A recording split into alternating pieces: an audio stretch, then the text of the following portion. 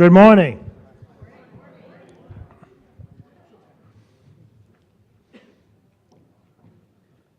I'm David Driscoll, Chair of the National Assessment Governing Board, known as NAGB.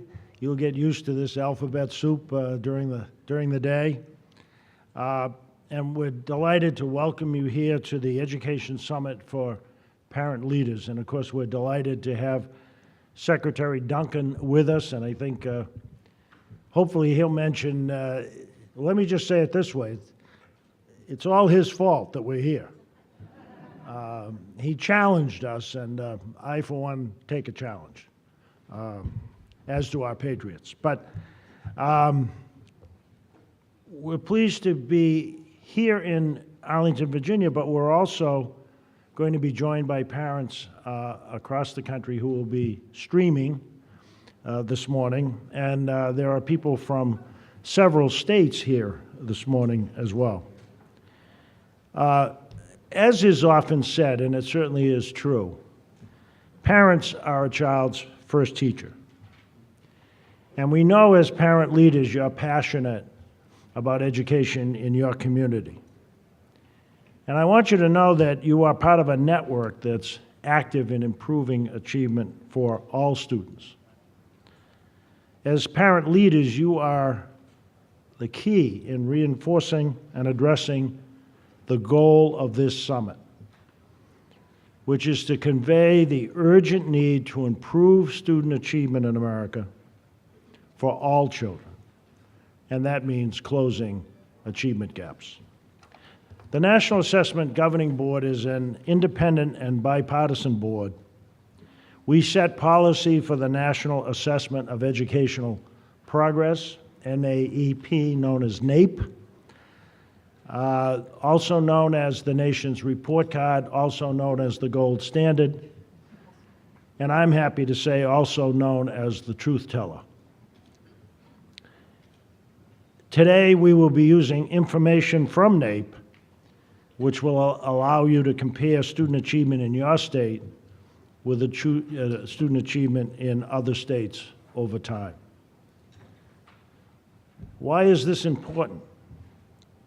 Because with NAEP data, you can compare the rigor of education standards in your state with the standards in other states. You may know that with No Child Left Behind, states were allowed to set their own standards, something that Secretary Duncan refers to as a race to the bottom.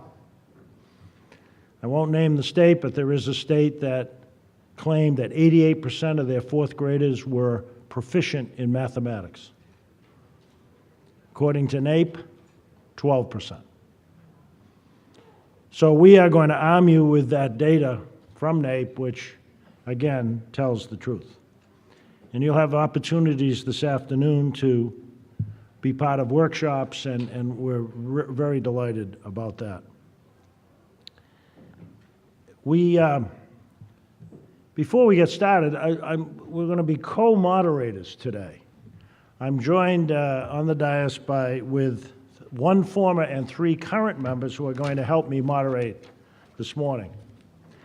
From left to right, Eileen Weiser, who's a member of the Michigan Board of Education, and remember, they're all parents. Rebecca Gagnon, who's a member of the Minnesota Board of Education. Oops, you moved. Ray, help me. That is Terry Mazzani, who's president and CEO of the Chicago Community Trust. Next is Tanya Miles, who's a former member in her local PTA and a Maryland PTA Lifetime Achievement Awardee. And then to my far left, since they're playing musical chairs, is Rebecca Gagnon, who's a member of the Minnesota Board of Education. If you're watching on the live stream and want to join in the conversation, you can see the hashtag. It's on the slide, NAGBParentsCan. And now, something we're going to do all morning, we're going to show a few short videos. And this is the first one. And you'll see why it's important that these videos send us a message from a very important population.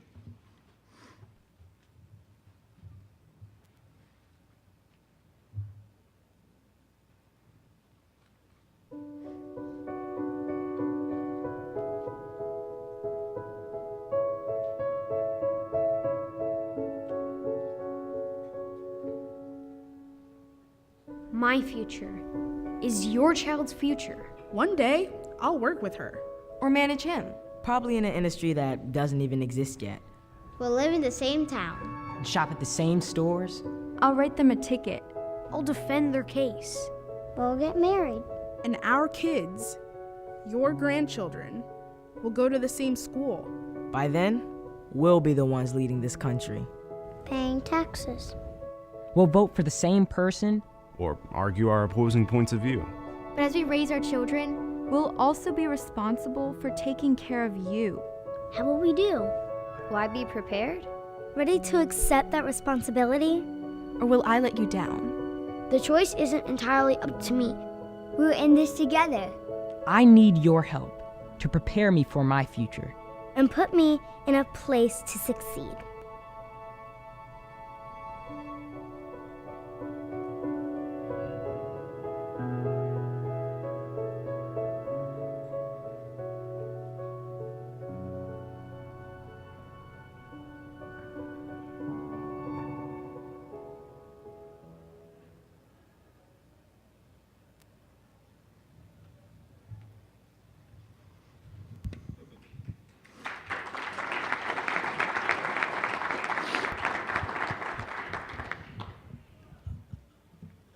It's now my pleasure to introduce Secretary Duncan, and for those of you that have been paying attention, he has been most consistent from day one. He is about three things: making sure we're telling the truth to the American people about where we are, focusing on improving student achievement because we must when we look at achievement across the globe, and finally closing achievement gaps. It's very clear when you look at the data, certain groups of students are left behind. I don't know if you've noticed, but people in positions like the Secretary often get criticized. I don't know if you've noticed that. And I want you to note one thing. Every time Secretary Duncan is criticized, it is because he's taking a position on either telling the truth, improving student achievement, the Common Core, whatever, that's what that's all about, or gaps. He's out there fighting for that and often gets criticized. But just the next time you see him criticized, think about what he's trying to do. He's been consistent. I mentioned that we're an independent and bipartisan board, which we are. But that doesn't mean we don't work in conjunction with the Secretary of Education, and he's been a great partner and a leader for us. I'm delighted to present to you the Secretary of Education, Arne Duncan.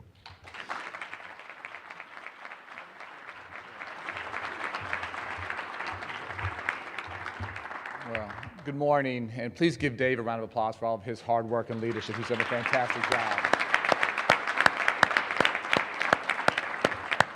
I'm thrilled to be with you. I'm going to keep my remarks relatively brief and happy to take some questions at the end. I'm thrilled to see so many leaders whose work has been so important to empowering parents. Otha Thornton, who's leading the National PTA, thank you so much for your hard work and leadership. Katie Haycock, who's been an absolute champion in this work for many, many years. Coming later today, you have Janet Murgia from La Raza, Mark Morial from Urban League. So we look forward to hopefully a great day of activities here. But the people I just mentioned, we all came as part of our jobs, our day jobs, and I particularly want to give a shout out to the many parent leaders who are here today. You've taken time out of your very busy lives to come to Washington to think about how you and other parents in your communities can improve the quality of education.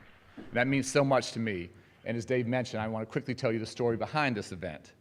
In 2009, President Obama met with President Lee of South Korea and asked him about the biggest challenge he faced in education. And President Lee answered immediately, without hesitating, parents in South Korea were too demanding. And even his poorest parents demanded a world-class education for his children. And he was having to spend millions of dollars each year to teach his children English in first grade because his parents simply wouldn't let him wait until 2nd grade. President Lee was very serious.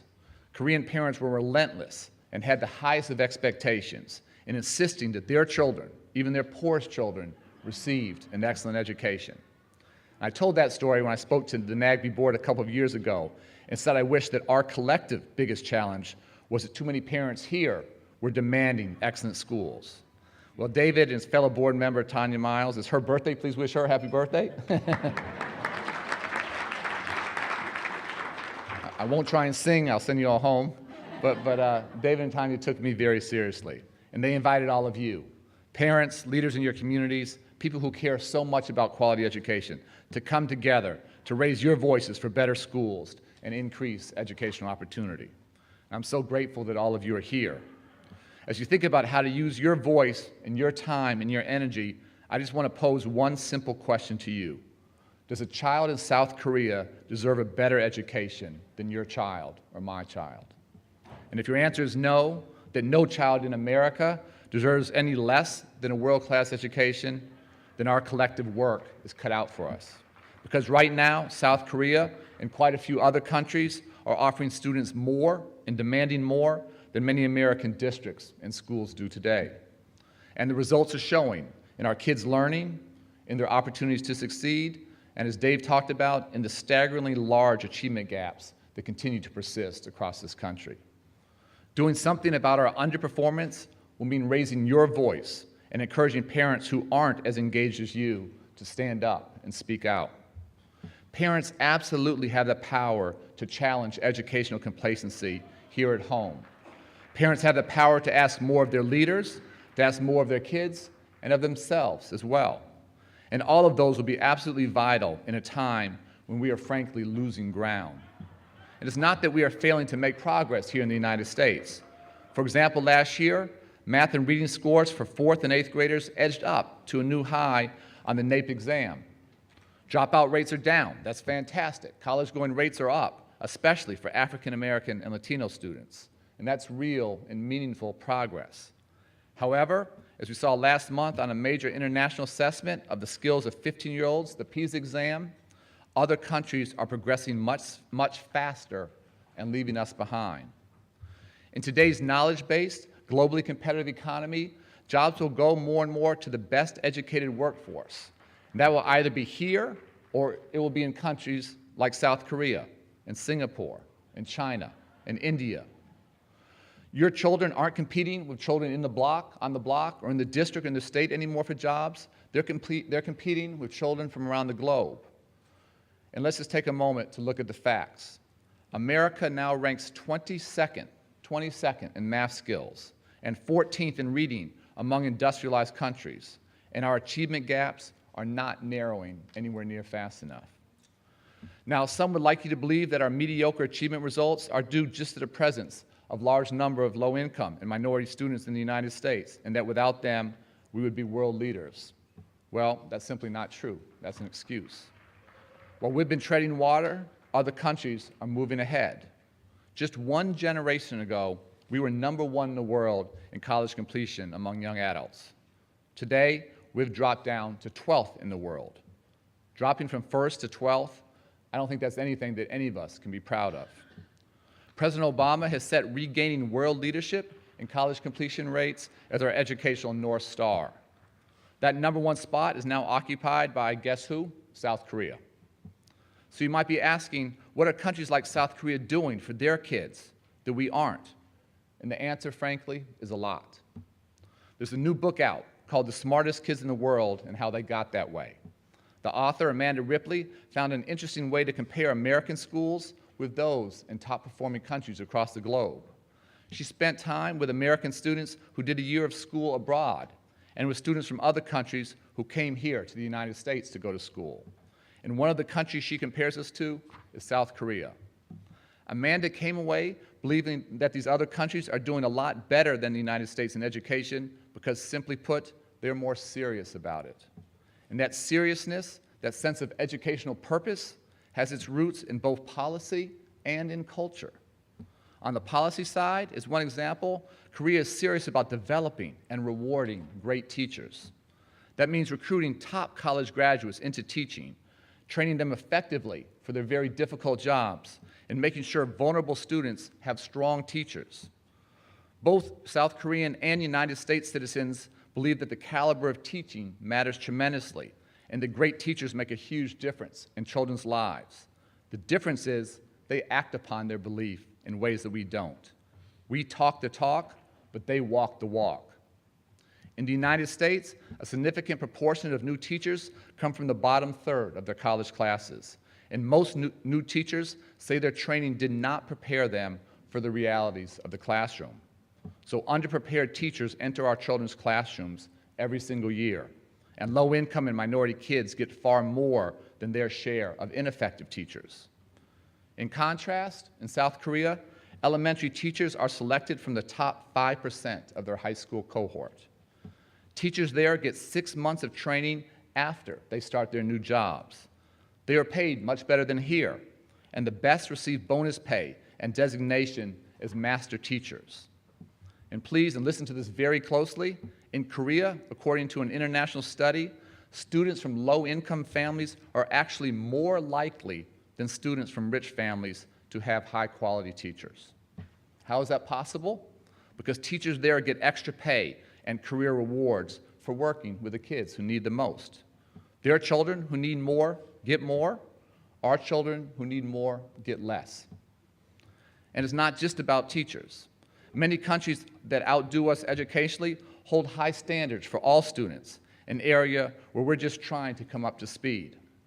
South Korea isn't a standout in providing public preschool, but many other high-performing countries that also out-educate us help kids to start strong by making sure they can attend preschool. And we're working as hard as we can to expand access here to high-quality early childhood education. It should be the ultimate bipartisan issue. And they know that they have to give their schools modern tools, including high-speed internet. In Korea, 100% of students have access to broadband internet. Here in the United States, it's more like 20%. 20% versus 100%. And let me be very clear, I'm not saying that we should be exactly like South Korea, whereas President Lee told President Obama the pressure to study can get out of hand. In her book, Amanda Ripley talks about how Korean authorities have to enforce a 10 p.m. curfew not to keep children off the streets, but to get them out of extra tutoring schools. And students are so exhausted that they wear napping pillows on their wrists in school. We absolutely shouldn't aim to emulate all aspects of Korea's educational system. We should obviously have a sense of balance and common sense. But we need to act on what we know about countries that are out-educating us, and your role as parent leaders is absolutely vital. Amanda Ripley's maybe most intriguing point, and maybe the most unsettling point, isn't about schools, it's about culture. It's about what we as a country and as parents expect of our children. The high-performing countries she looked at set high standards for what students should learn and measured mastery with tests that mattered. In too many schools with low expectations here in the United States, everyone who comes to school passes, because she writes, kids deserve a chance to fail later, not now. Repeatedly, she found that school in the United States was simply easier than in high-performing countries. That's a point that was echoed with devastating clarity at a panel she moderated recently along with me and a group of foreign exchange students from South Korea, Brazil, Germany, and Australia. Some of them are going to really strong high schools here in the United States, but they all said that schools here were easier than their schools back home. 4 teenagers from 4 different countries, and all said they were challenged more back home. And Amanda points a finger at you and at me as parents, not because we aren't involved in school, but because too often we're involved in the wrong way. Parents, she says, are happy to show up at a sporting event, video camera in hand, and they'll come to school maybe to protest a bad grade and to fuss at a teacher. But she writes, and I quote, parents did not tend to show up at schools demanding that the kids be assigned more challenging reading or that kindergartners learn math while they still love numbers. Here's her point. We love going to our kids' games and seeing them perform on stage, in a play, or in a concert.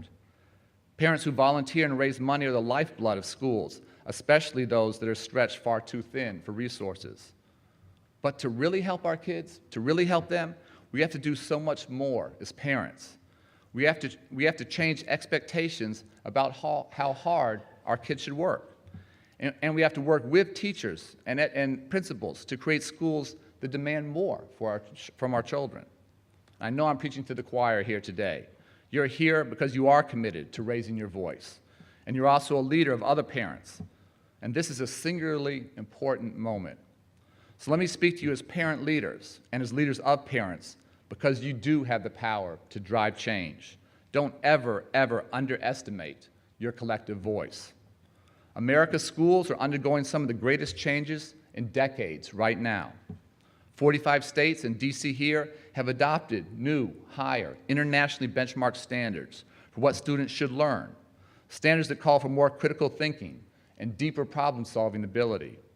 Most school systems will give a dry run this year to new assessments that measure mastery of those standards.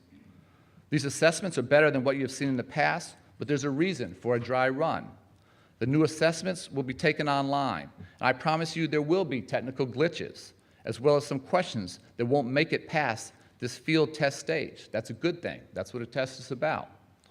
Teachers are working really, really hard to come up to speed with these new standards, which are driving big and positive changes in classrooms across the country. Schools are putting new systems in place to use data on student growth and improvement in learning to support and evaluate teachers, which is a really good thing for the teaching profession, but it also causes some real anxiety. Great teaching matters tremendously, and we have to get better collectively at recognizing and rewarding that extraordinary excellence. Every part of this sea change in the classroom is about schools expecting more of students, helping teachers to be more creative, telling the truth about our performance, and improving both teaching and learning. It's about giving our kids a fair chance to succeed and to compete and to become part of the middle class, to do better than you and I have done. Our children deserve the best, and we have to stop settling for less than that. These changes are hard. Change, by definition, always is hard. They're controversial, and your support, your collective effort can make such a great difference. And let me just give you one quick example that's happening right now in Louisville, Kentucky. The transition to higher standards is going well there, and parents are a huge part of the reason why.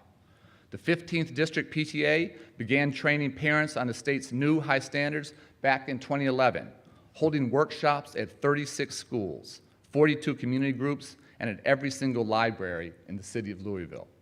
They reached over 15,000 parents and community members face to face. And in part, because these new standards are more rigorous, they're more challenging, the PTA there sponsors an after-school assistance program at Middletown Elementary, where teachers volunteer and parents provide support. That's the kind of communication and engagement and academic enrichment that we need in our communities across the country. Your voice matters too in how schools handle discipline. And you may have seen last week, Attorney General Eric Holder and I announced new guidelines aimed at reducing inappropriate suspensions and expulsions. Too often students, and as we know, very disproportionately, students of color and our young boys and those with disabilities are put out of school for relatively minor infractions. That discrimination is not something from 30 or 40 or 50 years ago. That still exists today in too many of our schools and districts. It's absolutely unacceptable, and it must be challenged by all of us. Please work with educators to support them in setting high expectations for appropriate behavior and safety at school, and to fight back against unnecessary out-of-school discipline. And you can learn more about that at our website, ed.gov. What we all do collectively as parents matters now so much. Please raise your voice for equity and excellence and against complacency. Organize other parents. Ask your political and school system leaders what they're doing to support higher standards and to improve teaching, and how you can partner with them in this difficult but critically important work. Ask the hard questions, even when it might mean shaking things up a bit and challenging the status quo. And regardless of politics or ideology, in the voting booth, cast your ballot in local, in state, and national elections for those who will invest in education, who will invest in quality preschool, in college opportunities that families can afford, and in schools that offer more to your children. Every politician says they're pro-education. I've never seen a politician run against education. But how many get beyond the platitudes and the easy sound bites and actually walk the walk? The answer is not enough, but it's our fault. It's our fault. It's not theirs because we don't hold them accountable. Collectively, parents have the power to transform educational opportunity in this country. We must stop fighting the wrong fights and unite against our one common enemy, and that's academic failure. Thank you so much for what you have done, and more importantly, thank you for what I know you will do going forward. I'll stop there and take any questions you might have.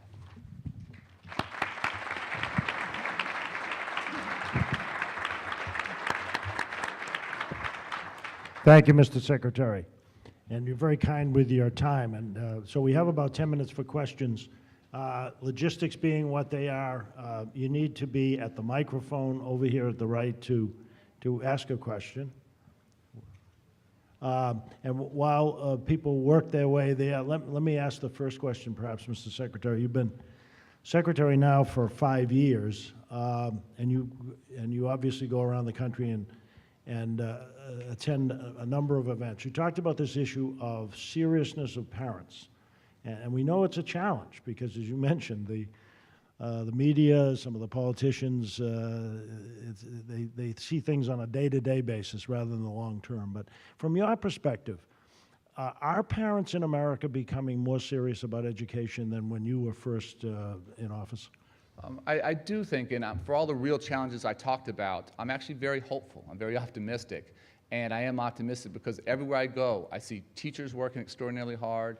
I see students working harder than done in the past. And I see parents being more engaged and active than they have historically. So I think things are going the right direction. I'm just always very, very impatient with the pace of change. And we have to get better. We have to get better faster. We have to get better despite very tough economic times.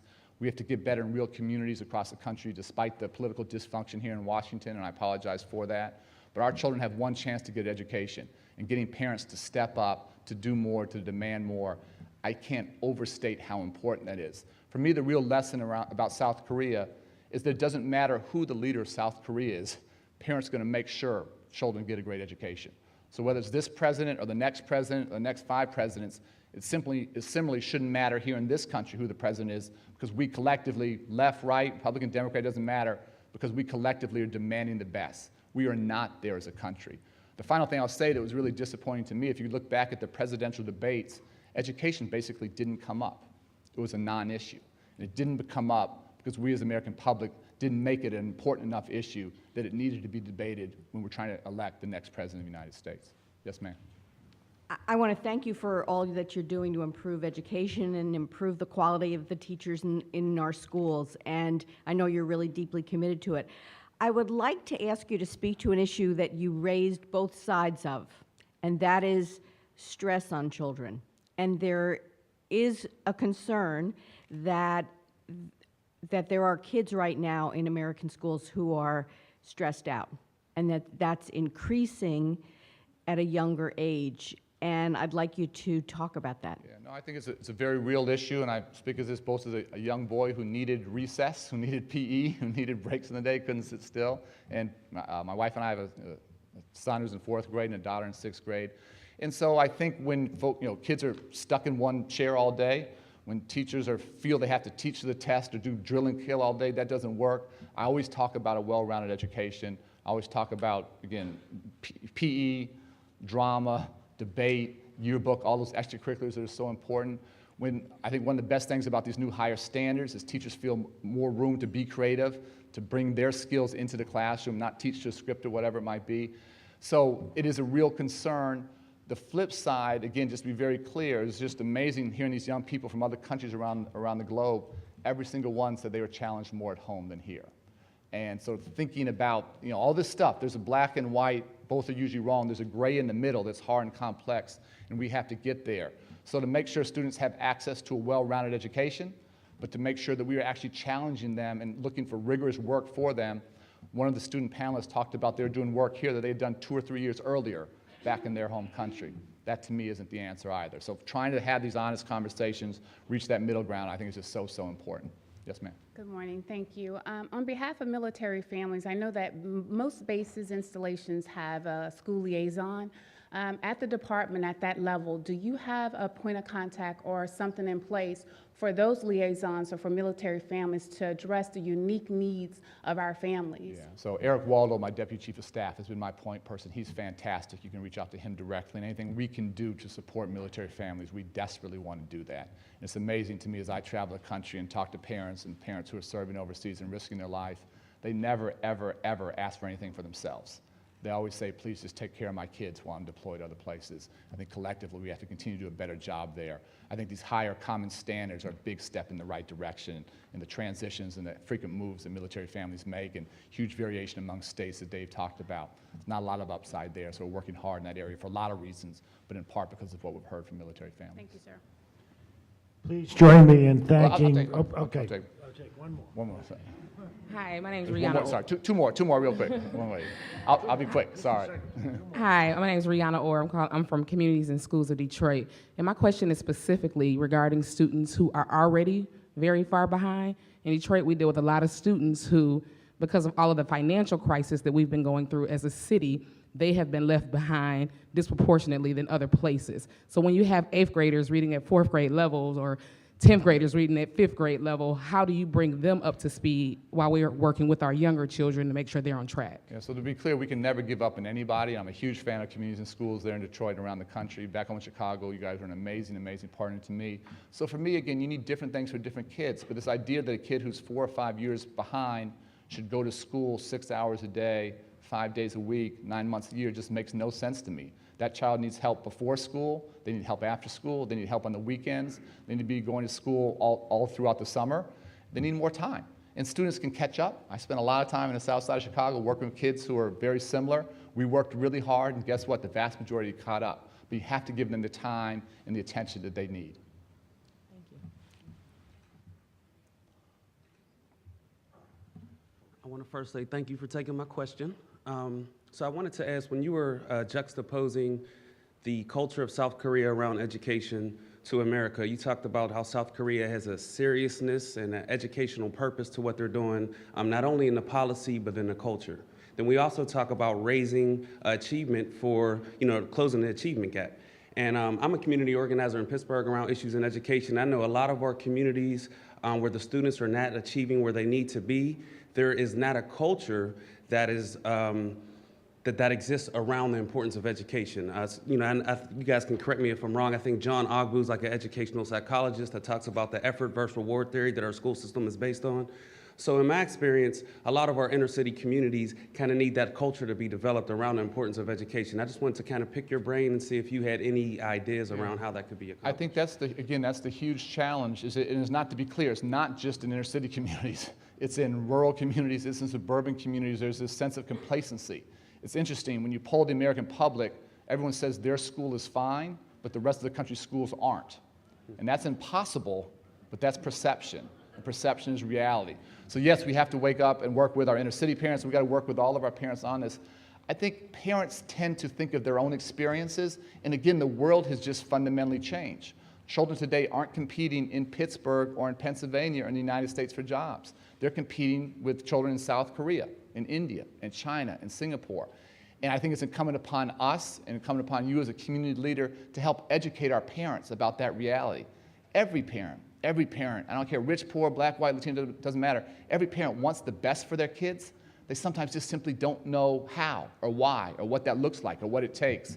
And so us educating parents, I think that's sort of the point of this conference today, helping us to better educate parents about what this new reality looks like.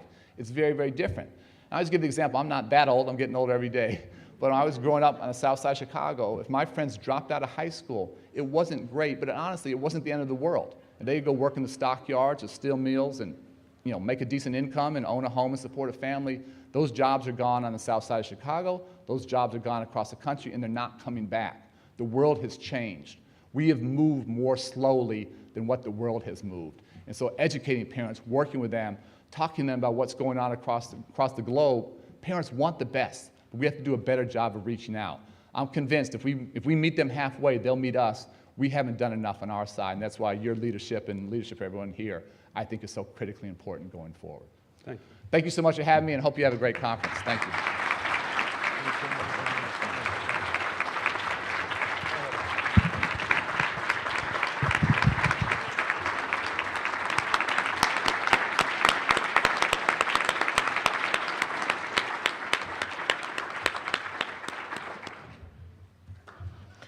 That's a pretty tough act to follow. Thank you, Mr. Secretary. But I'm going to try. I was brought up in a family of education activists fighting for migrant worker children's education in the 50s and setting up a reading program to help every child learn by 4th grade in the 60s. Activists then had very little data, but like you, they could see inequality and they understood right from wrong. We bring that same passion today to this battle, but with data that supports good education for kids and forces the right conversations among adults for positive change. Our next speaker, Katie Haycock, has been instrumental in helping prompt those tough conversations. Katie is one of the nation's leading advocates in the field of education. She serves as president of the Education Trust. The Education Trust, or Ed Trust as those of us who know it call it, works for the high academic achievement of all children at all levels, pre-kindergarten through college. The organization believes in the power of education to ensure that all of our students have a good education and the full chance to succeed. Katie?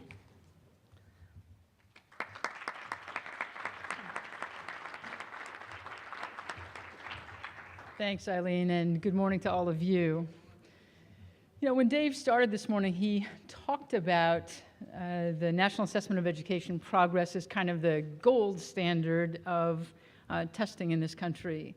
And my role this morning with you is to take some of that gold standard data and turn it into the best and fastest briefing you can possibly have in 30 minutes. So again, as I serve as the kind of warm-up act for Charles Payne later, my job is to get you briefed, and so you know the numbers backward and forward, and that's about what I'm going to do. And I'm going to start actually with some good news.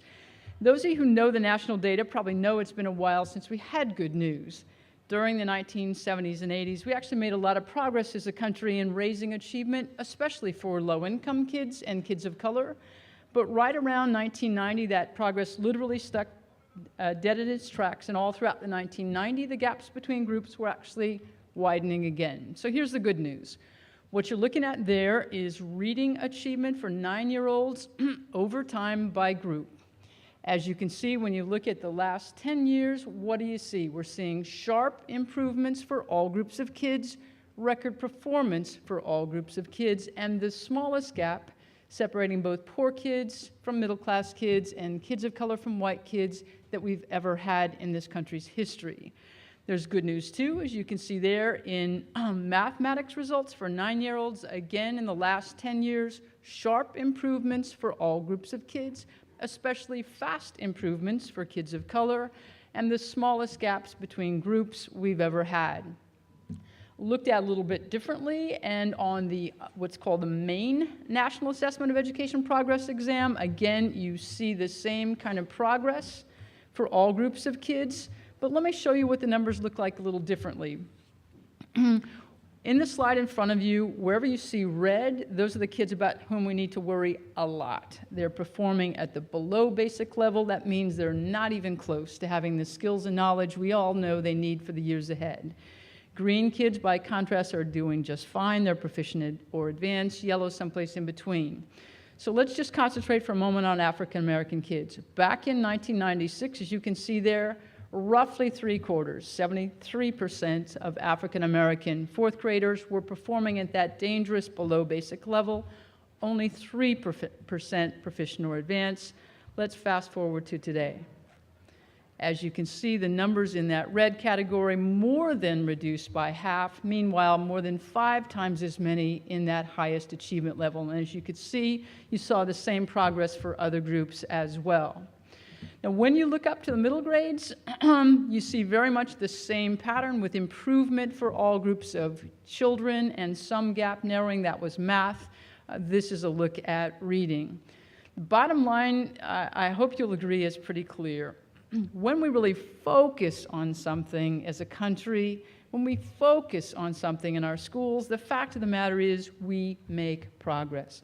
And those of you who've had a chance to study the history of American education certainly know that if there's one message from our history, it's actually that one. When we really focus on something, we make progress. Now, In focusing on the improvement, I don't want to suggest that there's not a lot that remains to be done in our elementary and middle schools.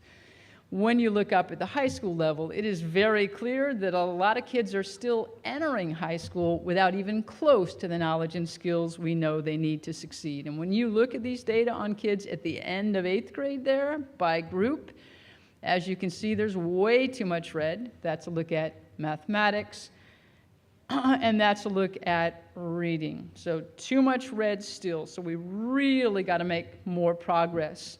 But at least we have some traction on those results. When you look at successive years of data on kids exiting from 4th grade, moving on, completing 8th grade and moving on, what you're seeing is more and more kids in the green category, fewer and fewer kids in the red category, which tells us we have some traction on that problem. Unfortunately, the same is not true of results in our high schools. What you're looking at there is reading achievement at the end of high school over time. As you can see, that line is not headed in the direction we'd like it to head. What that is telling us is that kids today are exiting high school with somewhat weaker skills in reading than their counterparts had 30 years ago. And when you turn over to mathematics, as you can see, the results are not much better. A little bit of improvement in the late 1980s, early 1990s, but flat or declining since that time. And the gaps between groups that I showed you narrowing at the elementary school level and narrowing at the middle school level, not at the high school level. In both reading, as you can see there, and in math, the gap separating both poor kids from middle-class kids and kids of color from white kids are essentially the same today as they were back in 1990. Moreover, as the Secretary mentioned earlier, no matter how you look at the international data, our kids at the high school level are not doing well compared to their counterparts in other countries. Out of the 34 developed countries that participate in the international PISA exam, our kids rank 17th in reading, 20th in science, and in mathematics, which is the strongest driver of our economy and their future earnings, our 15-year-olds rank 27th out of 34 countries in the developed world.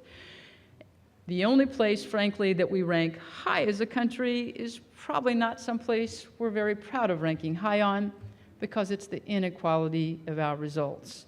Despite the principles on which we were founded as a country, we have essentially about the 12th largest gap in the world in reading, 4th largest gap in science, and 5th largest gap, as you can see there, in reading. And when you look in particular at our success in getting low-income kids to the highest levels of achievement, as you can see, they're considerably worse than most of the developed world. Now let's talk for a moment about those gaps.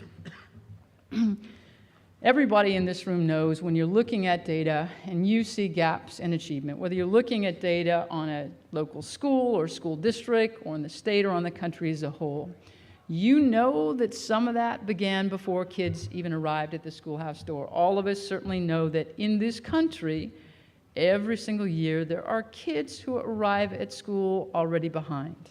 Sometimes that's because of poverty, sometimes that's because of language issues, sometimes that's a result of family issues, but regardless of reason, a significant number of kids arrive at school already behind. The question is not whether that happens, we know it does. The question is, okay, knowing that, how do we organize our educational system in this country in response?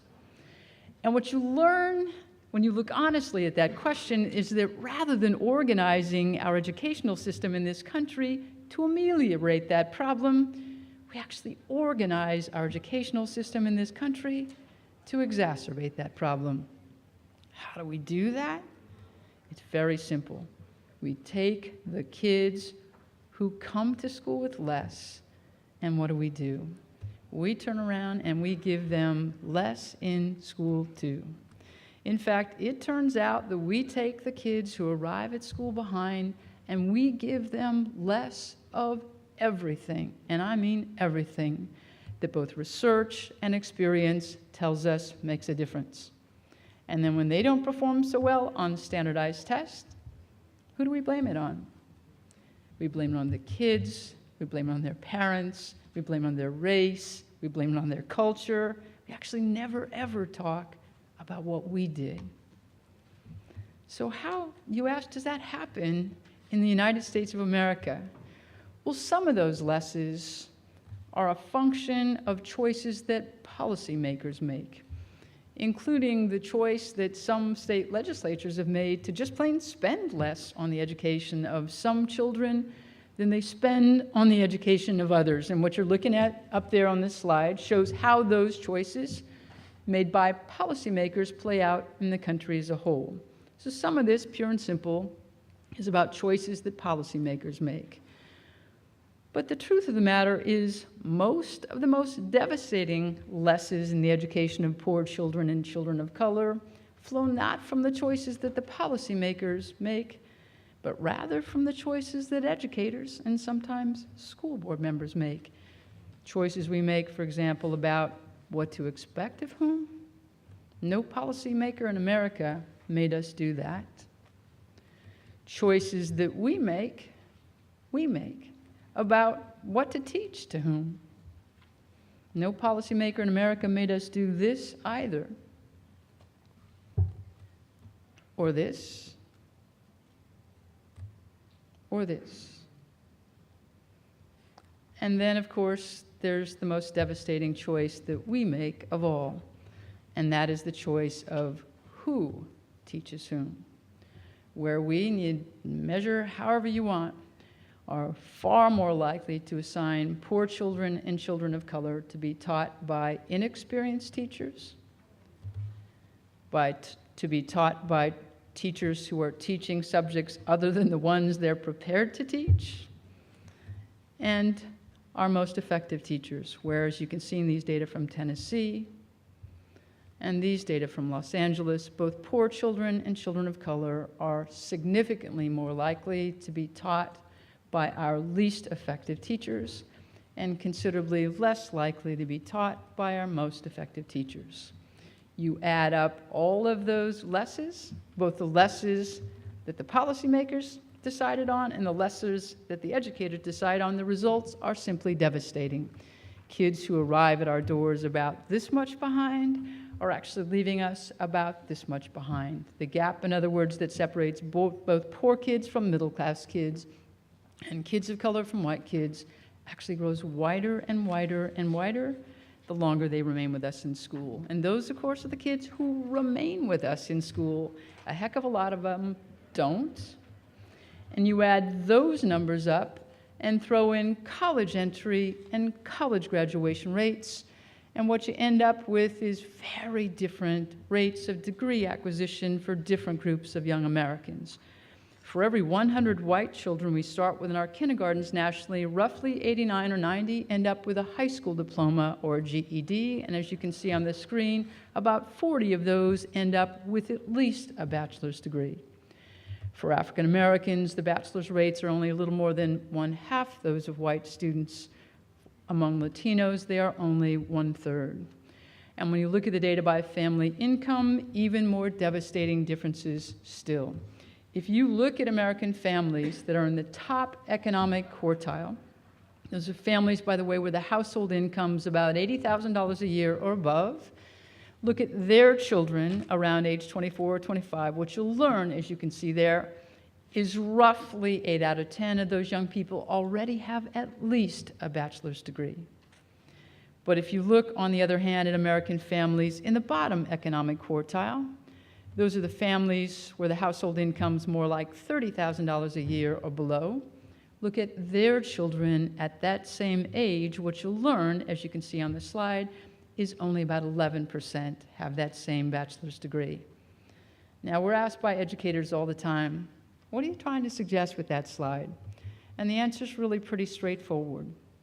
What the data suggest is that unless you and I are somehow prepared to argue that children from upper middle and upper income families are more than 7 times as smart as children of the poor, this is about as clear a signal as we have that something's going pretty seriously wrong in these two systems of ours, K-12 and higher education. because that is precisely the result we're now getting at the end of the line. About 7 times the results for children from upper middle and upper income families that we're getting for the children of the poor. Now the question, of course, is, all right, that's where we're at. What can we do about all that? Now, one of the things that is really important to talk about honestly in settings like this one is that there are a whole lot of people in this country, including a whole lot of educators, frankly, who basically don't believe that there's anything we can do about the numbers that I just showed you. How do we know that? Well, we spend a lot of time around the country with audiences of educators and others, and when we show them the data, and sometimes rather than go on with the why part, we just turn off the computer, shut down the projector, and turn to them. So, okay, you've seen the data, you all just saw. Talk to us, tell us what's going on here. Here's what we've learned. No matter where we are in the country, they make exactly the same list. They say, well, what do you expect, right? The children are poor, their parents don't care, they come to school without adequate breakfast, they don't have enough books at home, they don't have a quiet place to study at home, they live in difficult neighborhoods, they don't have enough parents, a whole list of reasons, in other words, that is always, always, and only about the kids and their parents. But our question back to them is, but wait a second here, if you're right, if, in other words, things like poverty or difficult home circumstances cause low achievement, if those things make low achievement inevitable, how then can it be that very poor kids and kids of color are performing so high in some places? How can that be? We don't have a lot of time for examples, but we have enough for a couple. I want to start in Mobile, Alabama. I don't know when the last time any of you visited Mobile, but if you visited downtown Mobile, you would see what looks like a very successful, prosperous southern city. That is not, however, what you would think if you visited the neighborhood around George Hall. George Hall is located in the poorest neighborhood in Mobile County. It serves a student population that, as you can see, is essentially all African American, and 99% of the kids are low income, and frankly, that's not low income, these are very poor kids. This is a neighborhood that has been racked for decades by gun and drug violence. Most of the parents are unemployed, most of them live in government housing. This, in other words, is a very, very challenged neighborhood. And it will not surprise you to know that for many years, this was the lowest performing school in all of Mobile County, and one of the 3 or 4 lowest performing schools in all of Alabama. And the president of the school board told me once, he said, you know, Katie, he said, every year we get the data from the state, and we sit down and we look at it and we see the George Hall numbers, and we go, oh no. But he said, we feel really bad about it, usually for about 20 minutes, until somebody says, well, what do you expect, right? Look at the kids, look at their parents. And then he said, we typically just go back to work as usual. But one year, under the pressure of kind of public embarrassment and state accountability, they decided to do something about this school. So they identified a very successful principal from elsewhere in the district, a woman by the name of Terry Tomlinson. They asked Terry to take responsibility for this school. And essentially, they entirely restaffed it. Let me show you what happened. Terry recruited a group of educators who basically did what their predecessors didn't. When they looked into the eyes of the children, they saw future nurses, future doctors, right? Future business leaders, future firemen. The previous group of educators had gotten very comfortable seeing future thugs and future drug dealers. But these folks also know what you know, both as parents or educators, and that is what happens in schools like this one represents the only chance these kids have to live their lives, not out there on the margins where their parents were forced to live, but in the mainstream. What that tells you is that every minute counts. Every minute has to be well used. This is a school, by the way, that believes in getting kids out of the neighborhood to take them on field trips. They want the kids to learn and see stuff. But they also know they can't waste the time on the bus going there. So on the way to the field trip, they're doing vocabulary all the way out there and math problems all the way back. That's the kind of intensity they bring. And this, by the way, is not a school that says proficient is okay. This is a school that says, oh no, not for our kids. We're going to get them to advanced. And just to show you their progress, look at there. On the left-hand side, you are seeing the number of fifth graders at George Hall who hit not the proficient level on the state assessment, which, by the way, is all they have to do for state accountability, but the advanced level, 97%. The other bar shows you the proportion of white children in Alabama who hit that same level of achievement. Same kids in this school, but very different results because of a decision people made about really focusing hard on making sure the kids learned what they needed to do. Let me take you to a very different school. Hallie Hewitson is located in Las Vegas, Nevada, serves a student population that is largely Latino, and as you can see, a very high number of these kids were limited English proficient. Like George Hall, this was once one of the lowest performing schools in the entire state of Nevada. Not because it didn't have a good teaching staff, it actually did, but because, interestingly, they'd never learned a thing about how to deal with English language learners. They finally got a principal assigned to that school who actually did know and who worked very hard with the teachers to teach them the strategies they needed to use. That principal also did something that was unprecedented at that school, and that is reach out and make parents real partners. Before, leaders at that school had said, the parents don't speak English, they themselves don't have good levels of education, there's no way they can really help their kids. What this principal knew is what you all know from experience, and that is, no matter how poor the levels of education among parents, if you give them honest information about how their kids are doing, clear information about what they need to learn, and make them partners in the process, they will find a way, and they have. Take a look at their improvement. And again, this is not a lot of years. Look at once one of the lowest performing schools in the state, now one of the highest performing schools in the state.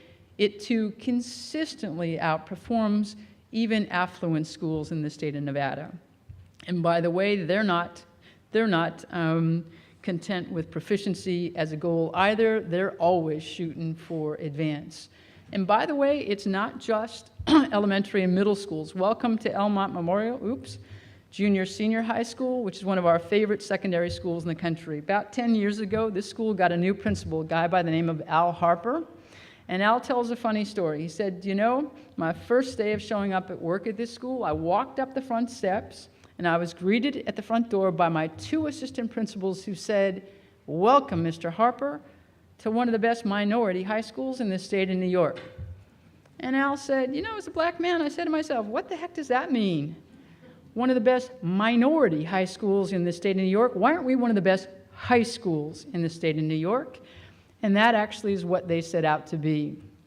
Al was one heck of a leader. He's now the superintendent of the elementary district that feeds this school, and his successor, John Capozzi, is also a terrific principal. But let me be clear here.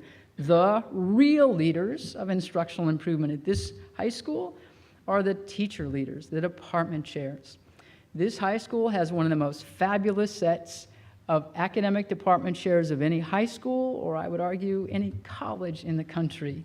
These teachers care so much about not just what goes on in their own classroom, but in every classroom in their department, that they think about almost nothing else. When you visit that school, you can see the department chairs, they're constantly strategizing, they're in and out of each other's classrooms, they're taking teams out, they're bringing people in, always working at what's important, that is getting ever better at what you do. Let me show you their results. These are their results compared to all other high schools on the New York Regents English exam. These are their results compared to all other New York high schools on the New York Regents math exam. And lest the skeptics among you think they're getting these results by pushing kids out before graduation, take a look at those high school graduation rates compared to all other high schools in New York State. So let me be clear here, and if you're interested in reading more about these schools, there are 3 books written about them, and I'm just giving you a way to get them. But let's be really clear about the bottom line. The bottom line here is what schools do matters hugely in whether kids learn or whether they don't. So next time somebody tells you this is really just about the kids and their race or their poverty, you tell them what you know, and that is the data proves otherwise. Schools turned out to be very, very powerful instruments of improving student achievement. But what's important for you to know is it's not just a handful of individual schools around the country that are teaching us that if you really focus, you can drive real improvement. There are very big differences even at the school district level in the performance of what people think of as the same group of kids. Take a look at, these are the results from the National Assessment of Education Progress, what's called TUDA exam, which is where a number of districts have stepped forward to give their kids the same test. So you can look across those districts at the so-called same group of kids, in this case African American kids, and say, well, gee, do black kids perform essentially the same no matter where they go to school? It turns out, as you can see there, not even close. If you look, for example, this is 4th grade reading. On the left side of the bar, Charlotte is the highest performer for African Americans in 4th grade reading. If you compare that with, on the right-hand side, Detroit, Fresno, and Cleveland, that difference, that gap you're looking at there, that's not the black-white achievement gap, the one you're used to looking at. This is the gap in the performance of African American kids in one district with the performance of African Americans on the other side. And although this will give the NAGB people squirms when I say this, it's a huge difference, a rough equivalent of, more than a year's worth of learning, right? Big, big difference. You can see the same difference too when you look at the data on Latino students. Again, this is 8th grade math. Charlotte and Houston, the highest performers there. On the other hand, Cleveland and Detroit, that difference, again, Latinos in both places, is significant, okay? Significant difference in the same group of kids. There are also big differences in improvement. When you look at the data for low-income and Latino students, what you see is that in the country as a whole, they made 14 points progress in the last 10 years. That's actually big progress. But look by contrast at the progress made by low-income Latino students in Boston and Houston.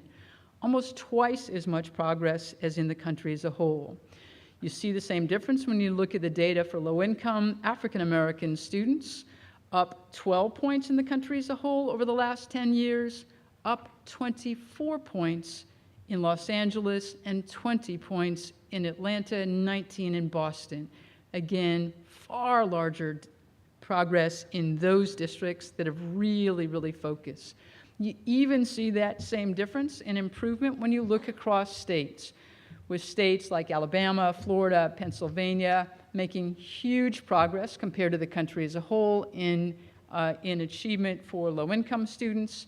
8th grade math, you see big, big gains over the last 10 years in New Jersey, Massachusetts, Hawaii, and Pennsylvania compared to gains in the country as a whole. In other words, when you really pull the data apart, what you get is overwhelmingly clear evidence that we can do this, right? The only question for us is when we'll have the will to do this at scale. We're learning from high-performing schools and districts that when they really focus, they make progress. The question for us is when we'll focus on making progress in more than just these few places. Now, what will it take to do this? That fun part of the conversation is actually Charles's today, not mine.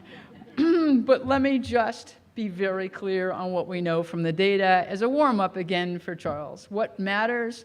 Strong and collaborative leadership at both the school and district level, effective teachers, there's nothing more important. High standards for all kids, not for just some, and a curriculum that's aligned with those standards so teachers don't have to make it up. Shared accountability for results with schools, students, and communities all doing their parts, and a genuine partnership with parents. And let me emphasize that as I sit down.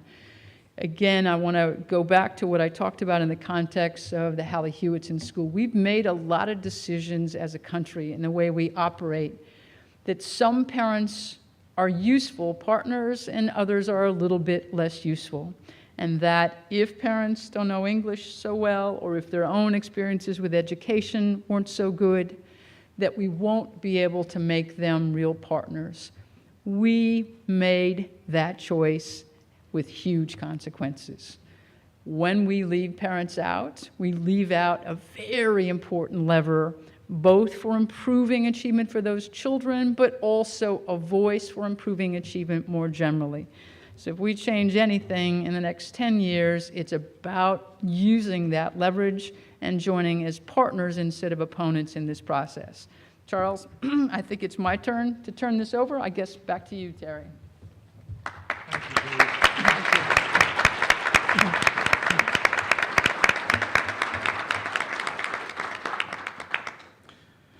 Thank you very much, Katie. You set the stage well.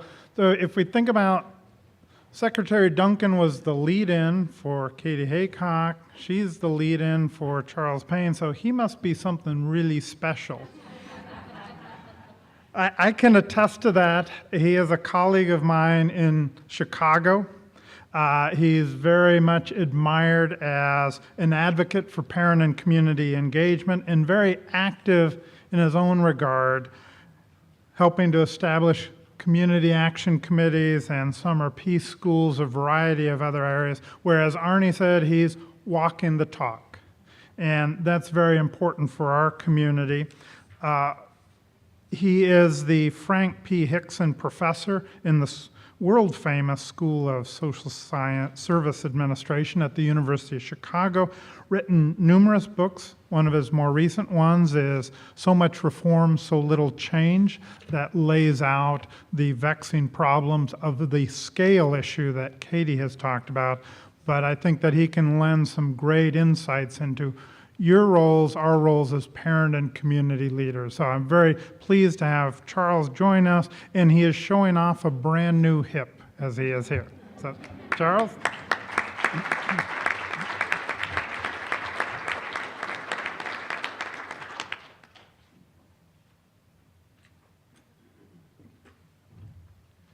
Good morning. I want to thank Terry for that a very kind introduction. And I want to thank Katie for her warm remarks. I just want folks to understand that the kind of work that I do would be so much more difficult if it were not for the Education Trust. They have done so much to counter this pernicious idea that poor children can't do, that it just makes it easier for all of the rest of us who are trying to do this kind of work. So hats off to Katie. Let's start just by being honest. Despite all their rhetoric, most schools in this country, irrespective of whether they serve poor children or middle-class children, do not in fact want parent involvement. They do not want real parent involvement. If they can control it, fine. Bake sales and cookies. And again, I want you under... If you or I were principals in the current political situation, we would be the same, right? That is to say, principals are under such overwhelming pressure right now. Active parents just look like one more problem that has to be managed, right? One more thing that might get out of control. So we have to think about this with some kind of sympathy, but we also have to change this, right? That is to say, we have to learn how to ask really tough questions without making a bad situation worse. I'm pretty sure that if you pushed me, right, I can make a pretty reasonable empirical case that the single most important impediment to improving schools for poor children in this country is the lack of trust in those schools, right? It's more important than money, it's more important than all the other stuff that we spend so much time talking about, right? We know that teachers don't trust principals, that veteran teachers don't trust new teachers, that nobody in the school trusts anybody outside the school. You take a social context, right, in which everybody is looking askance at everyone else, and you go into that context and you start asking hard questions, you can be sure that your questions will be misunderstood, right? You can be sure that people are going to get on the defensive right quick, right? So we have to learn to ask questions in a non-antagonistic way. We have to learn to ask them in a non-threatening way, and that's not going to be easy, right? Given our history, right? Eventually, we want teachers and principals to understand that they can be more effective and more secure if they work with parents instead of circling the wagons against parents, right? The more strategic information parents have, the better off educational professionals will be. But I can say on the basis of long experience, it takes them a long time to learn to see parents as resources and as partners. And in the meantime, you have to fight for every little bit of information you get, right, out of many of these schools. You have to be very aggressive about getting the key information. And part of that is learning about things like NAEP, right? NAEP is a very useful tool for shaping conversations. Part of what I want to say, though, has already been said either by Katie or by Arne Duncan. In fact, Arne put a lot of emphasis on the issue of rigor. I think one of the reasons I'm sure that he did that is that just really in the last 5 years, we have had a rather startling convergence of research from a variety of sources. Research on international baccalaureate programs, on honors courses, on AP courses, resources just the Tennessee Star study on teachers with high standards as opposed to teachers with lower standards. And it consistently says that the further behind students are, the more they profit from rigorous standards, right? The kids who most need high standards are the kids who are least likely to get that. And that automatically tells you that some of the kinds of questions that everybody should be asking about their schools are questions about who has access to the rigorous courses in your school or your school systems, right? What kinds of kids are getting into those classes? What kinds of kids are being counseled out of those classes, right? What kinds of kids are being advised to take the easy math? What is your school system doing when kids are very young to begin tracking them into higher level courses, right? As opposed to waiting to high school and then saying, oh, nobody's qualified, right? Those are some of the kinds of questions that we should all be asking. Let's see if I get this right. So this is an overview of the questions I'm going to try to get through in the next 25 minutes. We'll see how far I can go through them. Montgomery County, Maryland is, for me, one of the most remarkable examples of transformation of education for poor children and children of color that we have seen in this country in the last 15 years. This slide, one of the things that they decided was to push more and more students of color into their advanced classes. And they start while students are young. So this is advanced math in grade 5.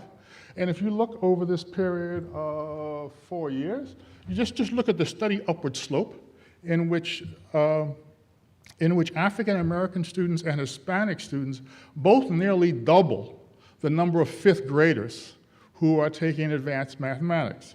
And therefore, you wouldn't be surprised that if you look at what they have done with advanced placement courses, you see again, over now a 7-year period, that same upward slope in the number of, about 2.5 times more African American and Hispanic students, not just taking AP classes, but passing AP, the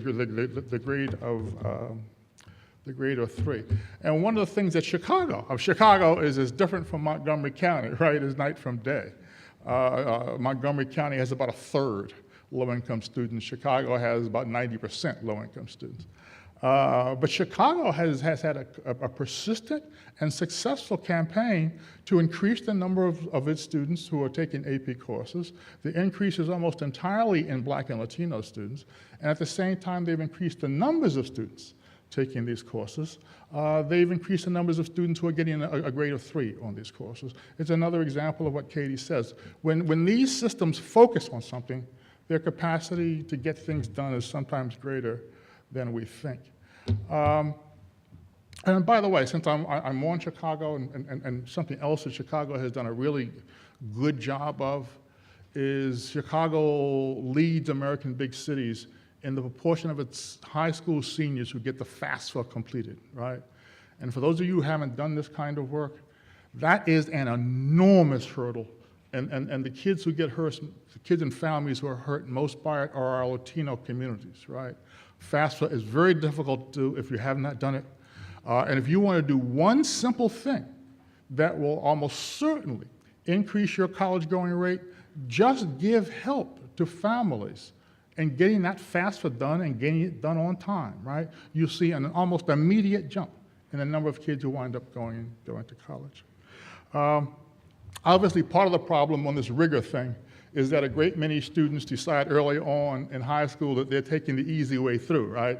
Every easy course, every easy teacher that they can.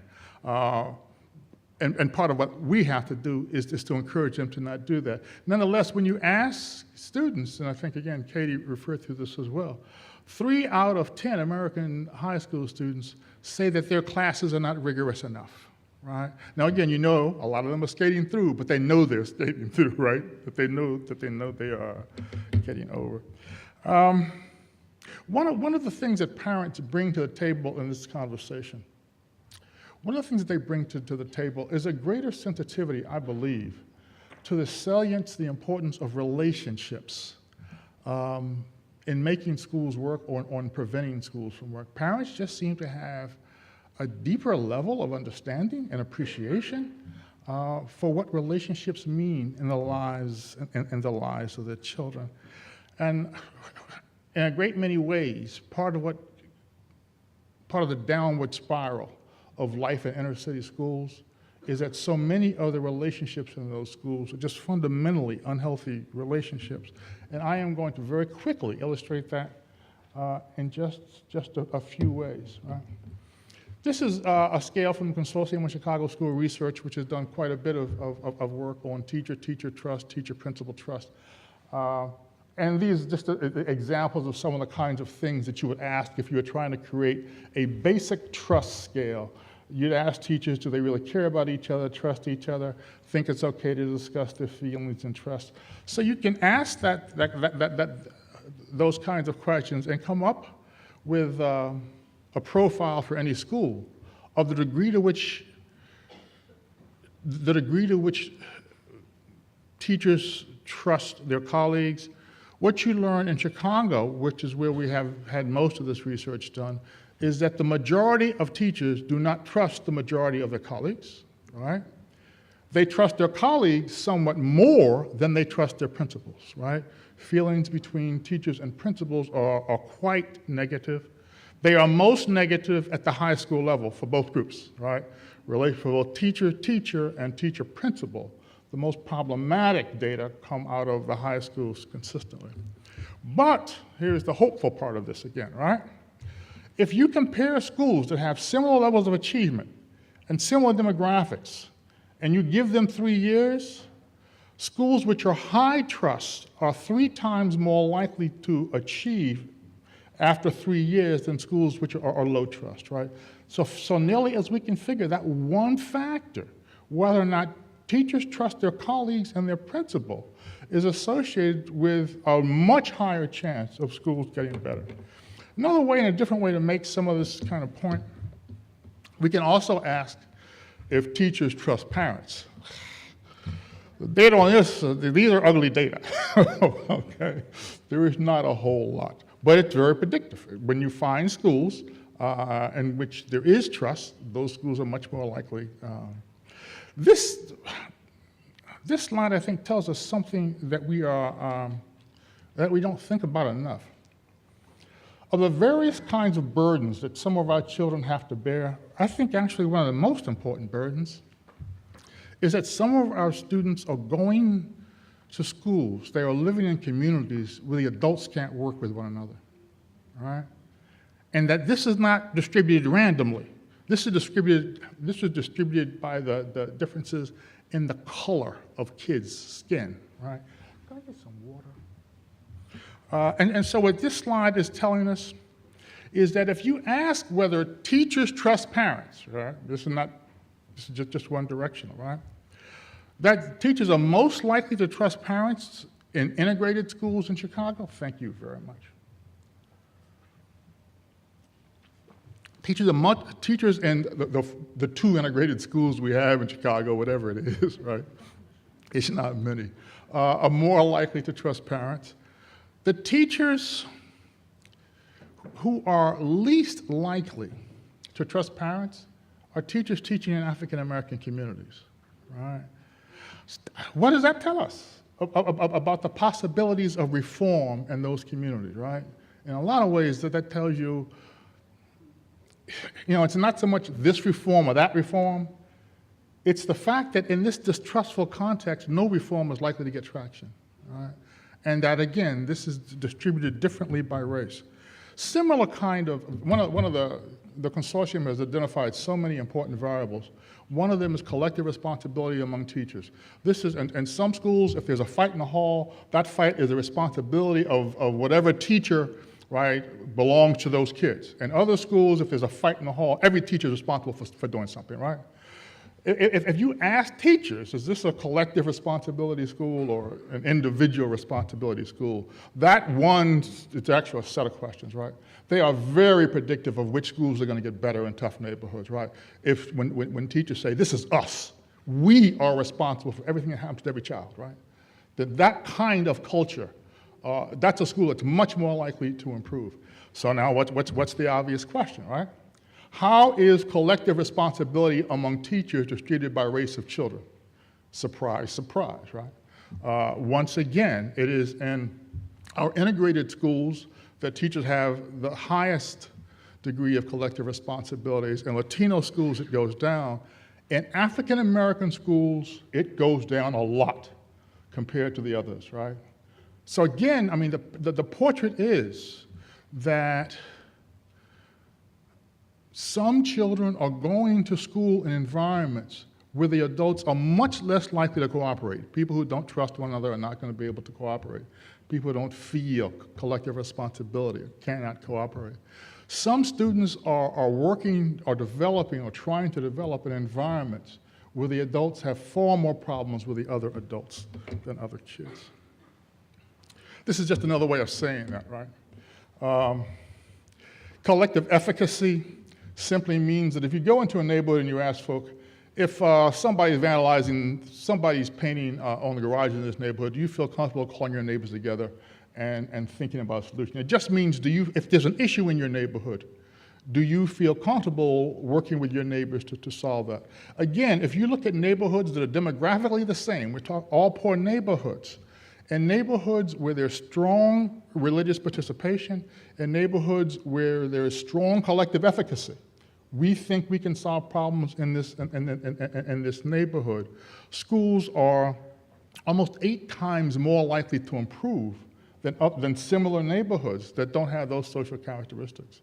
It is, again, testament to the power of adult capacity, and now we're talking about capacity in the community, not just inside the school, right?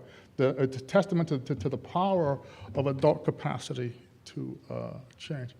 And these are, just kind of slide through these. These next slides make a similar point about the salience of relationships as a resource for change. And all they say is that when high school students are going to high schools, this is in the days when the whole country, including Chicago, was experimenting with small high schools, where high school students trust their teachers and feel that their teachers are invested in them, they come to school more where relationships and trust are strong. The Chisery schools, just think of that as the schools where, small schools that put a lot of emphasis on building trustful relationship. And so in terms of freshmen you get a 2-week difference between schools when teachers trust their, I'm sorry, I'm doing it backwards. You get a 2-week difference in freshman attendance, and you know how critical freshman year is, right? When the kids trust their difference. 2 weeks freshman year, right? That's just humongous. And naturally that means that, on-track performance is gonna be better in those schools, and naturally that means that you're gonna get almost a 10% advantage in graduation in schools where kids say, I trust my teachers have my back, right? So all of that is, again, evidence about the salience of relationships, and especially the salience of relationships for poor children. So the kinds of questions, and I know how touchy this stuff is, and we're about to talk about race, which is touchier still, right? I think you need to know whether kids in your building, kids in your portfolio, in your system, in your school, have an adult in their building that they trust, right? You need to know what kids will say. If you have a problem, is there somebody in your school that you can talk to, right? You need to have a sense of whether kids think their parents and the teachers are on the same page. That is, again, very, very huge, right? And I think, I hope a lot of you know this new emerging body of research on transitions. Children are hurt by these transitions, right?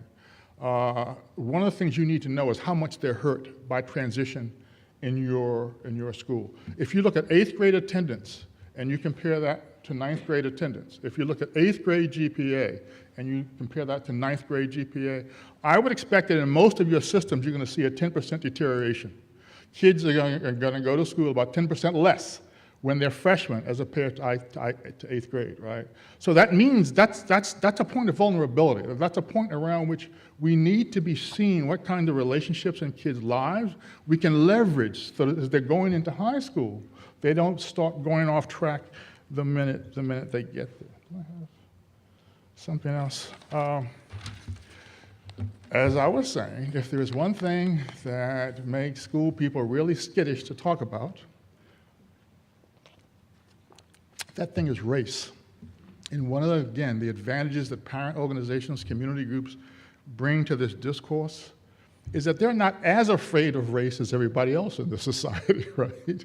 That it is often easier from that vantage point to raise questions about race than it is for other vantage points. And I think it's absolutely critical that we grow up in this society, right? That we get past this schools that pride themselves on their color blindness, pride themselves on saying, we don't see race, we just see individual children, are living in a false world. That is simply a lie. You do see race. If you're an American, you see race, okay? I just don't think you can be socialized in this country and not be racially aware. That's just nonsense. I'm going to give you a couple of ways, and again, I'm going very quickly over some complicated material, but I think I can make the point, right? Race matters to these kids, right? Race matters in terms of how they're going to develop.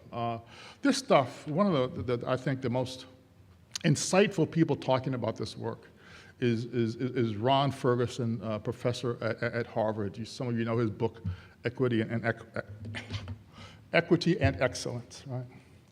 One of the things that Ferguson has done, part of his tripod project, which works in dozens of school systems, mostly in the Midwest, he asked kids, what is a good teacher?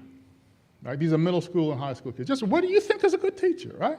And then he compiled their answers into this list, right? Kids think the good teacher is engaging, and this language is Ferguson's language, right? Kids think the good teacher is relentless. They're on your case, right? They make sure you understand. They don't ask you if you understand. They make sure that you understand. They want you to think. They don't just want you to regurgitate. They welcome questions, right? They're not annoyed by questions. They have time for questions. And if you don't get something the first time the teacher explains it, the good teacher has another way to explain it, right? That is a very sophisticated list, I think, right, of what a good teacher is, right? Well, now suppose you ask hundreds of teachers, you ask hundreds of students what you think a good teacher is. And then you ask the same students, hey, by the way, how do you behave in your math class? How do you behave in your reading class? How do you behave in your history class, right? And then you look at the patterns of responses, right? How their analysis of their behavior connects to what they said about what a good teacher is, right? You get some really interesting racialized patterns. And this first one illustrates this. If you just ask middle and high school students, in which of your classes do you behave best? In which of your classes, how does your behavior vary from class to class? What you find sort of consistently is that the behavior of some students, Black and Latino students in particular, is strongly affected by what they think the teacher thinks of them, right? By whether they think it's a good teacher or a bad teacher. And the consistent pattern for Asian students is flat. Whatever they're going to do irrespective of what they think the teacher is good or bad, right? It's something else driving their behavior. But for students of color, many of you know Lisa Delpit's work, she has always maintained, Black and Latino students learn for the teacher. White students learn for their future, right? There's a whole difference of orientation here, right? And I think that's what these, I'm going through this. If you ask students, which class do you show up for on time? Which class do you go to most? Again, Black students are most affected by how they see the quality of the teacher. If you ask students where you have a sense of efficacy, in which of your classes are you most confident about mastering the material, it is again Black students who are most affected by whether they think it's a good teacher or not, right? And Asian students, not quite the bottom. White females are at the bottom. This one is a little bit distinct in that if you ask about homework completion, then white females are relatively high, but still, it is again the usual pattern with Asians at the very lowest end of the extreme and Black students higher in terms of whether or not quality of teacher is affected. And in terms of a really important characteristic, are you willing to seek help from a teacher? Black students are still significantly affected by whether or not they think that it's a good teacher. But white females, for reasons we just don't understand, right, are also very much affected by whether they think it's a good teacher in terms of their willingness to go forward. So again, I think that point is clear, right? Some teachers, some students are more sensitive to others, to the signals teachers are giving off, and that process is highly racialized. I'm going to jump off subject just 2 seconds, right? Because it's something that I want to say. This is also, I'm borrowing some other slides from Ron Ferguson's work, and this is a part of a longer series where he's asking parents and kids about what's going on at school. This first slide makes the point that in grade 1, almost everybody, irrespective of race or gender, is reading at home. Grade 5, you begin, as kids grow older, some kids begin to continue to read at home, and some kids, especially Black males, stop reading at home. I wanted you to put that slide against this slide, right? At home, I watch television more than I do anything else. And who's at the top of that list? Black children, right? Second, Hispanic children, right? Same point. Percentages with televisions in their bedrooms. Black children. So my point here, right? I'm thinking this is a parent organizers and parent and community leaders. What are some of the kinds of things we can advise parents to do? Number one is you shut these televisions off, right? We shut these televisions off, right? Before we start yelling at what the teacher not doing or what the principal not doing, we need to shut these televisions off, right? So, all right, I'm off that soapbox, all right? So 5 minutes, I am. Mr. Duncan also referred to the consistent patterns of discriminatory behavior in terms of discipline. And what does that tell kids about the degree to which they belong in the school, the degree to which they're accepted, right? The only thing that I will add to what Mr. Duncan said is that the patterns are so pronounced that we have a number of schools in which white students say discipline is harsher against Black and Latino students, right? It's just not that the students of color see it, right? But that white students also see it. The last thing I think, I just want to mention this because it's such an eloquent study, right? Many of you know Jackie Eccles and how careful her work is. She's done this, it's 8th grade Black students. She studies them over a period of years. And her question is, when students perceive discrimination against themselves, and in this case, it's often disparities in discipline, it's often people thinking that you're dumb before they even get to know you, right? That's how these kids experience discrimination. What does it do to them, right? She finds that it's associated with declines in their grades, self-esteem, resiliency. But the thing that I guess really struck me, because I never would have thought about this, when kids perceive the discrimination in their environment, they begin hanging out with worse kids. You see what I'm saying? That when kids think their environment is unfair, they begin to choose their friends from the students that have the worst behavior profiles in the school. Right? And you know what that does, right? So then you begin to get these downward spirals. And yet, if kids have stronger racial identity, right? If kids feel strong about who they are in terms of their ethnic or racial makeup, none of that's true. Those kids can see discrimination and move right on by it. Those kids can see discrimination and it does not affect their friendship choices, right? So again, I am just trying to say that in a whole lot of ways, race undermines the development of students. Race can also be a tool for their positive development, right? But that can't happen if we as educators and as adults are scared to talk about it, right? But there is something in this data, and there's a lot more data. Look at Ron Seller's stuff at the University of Michigan on racial socialization.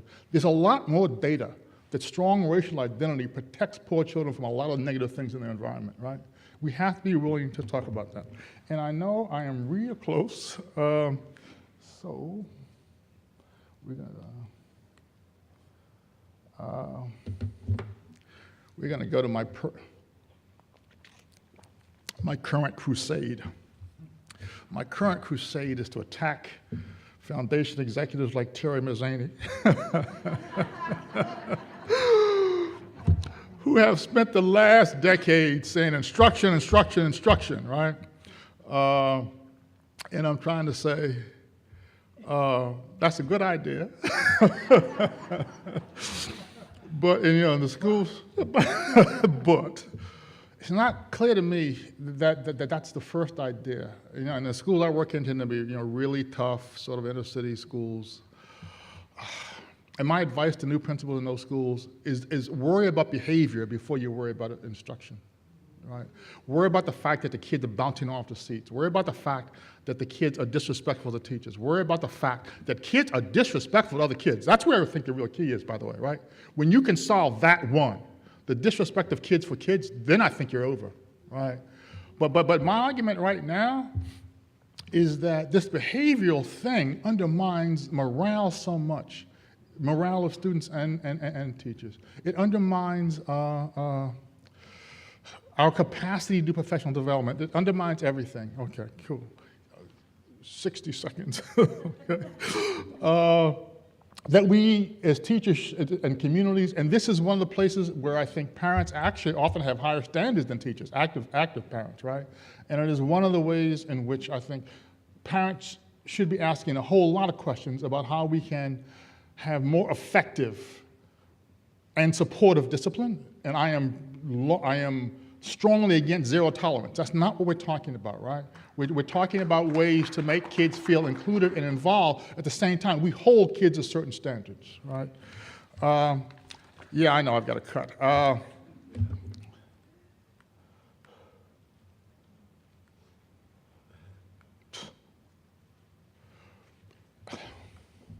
One of the things that I think is a special parent responsibility is to ask questions about who in your school system is going to defend the kids who are English language learners, the kids who are involved with the police and the courts.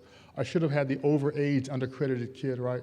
School systems don't want to talk about these kids, and unless parents do that, no one else will, right?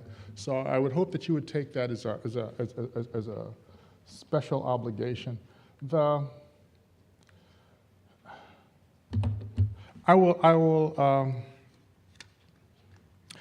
I guess the one thing I do want to say as I end is that I very much agree with Arne Duncan that parents are too nice.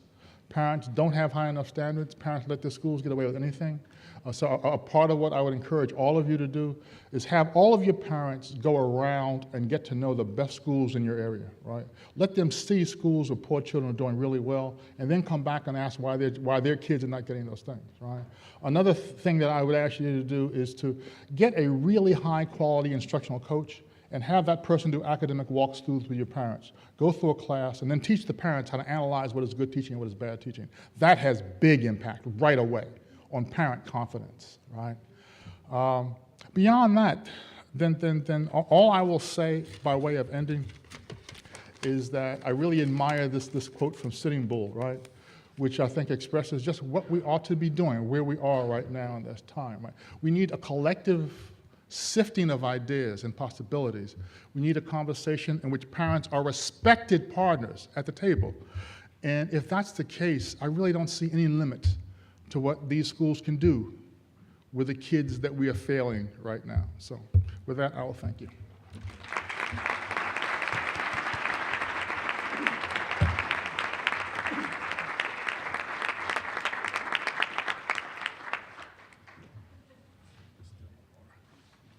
Thank you very much, Charles. As you can see, there's a broader framework. Charles shows us the context that a lot of this happens. Some of the focus of education reform talks about dollars and cents and what it costs to do. But if we think about what Charles just shared with us, trust, relationships, transition, home life, I don't think those cost a lot. And I think that they're within our control, and I think that parents are the catalyst to bring about these changing conditions for that. At this point now, let's have another word from the young people who are the focus of our work here.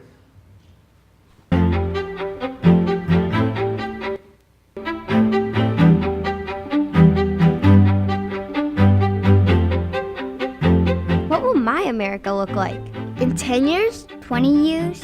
50? Will I be a minority to people like me? Or me? Where will I live? It's no longer likely that I'll live in the Northeast. There's a greater chance I'll live in the South. Or out west? What will my child's classroom look like? Things will probably look different for them too. New challenges, opportunities. Their future will look different to me too. Does all this sound strange to you? It shouldn't.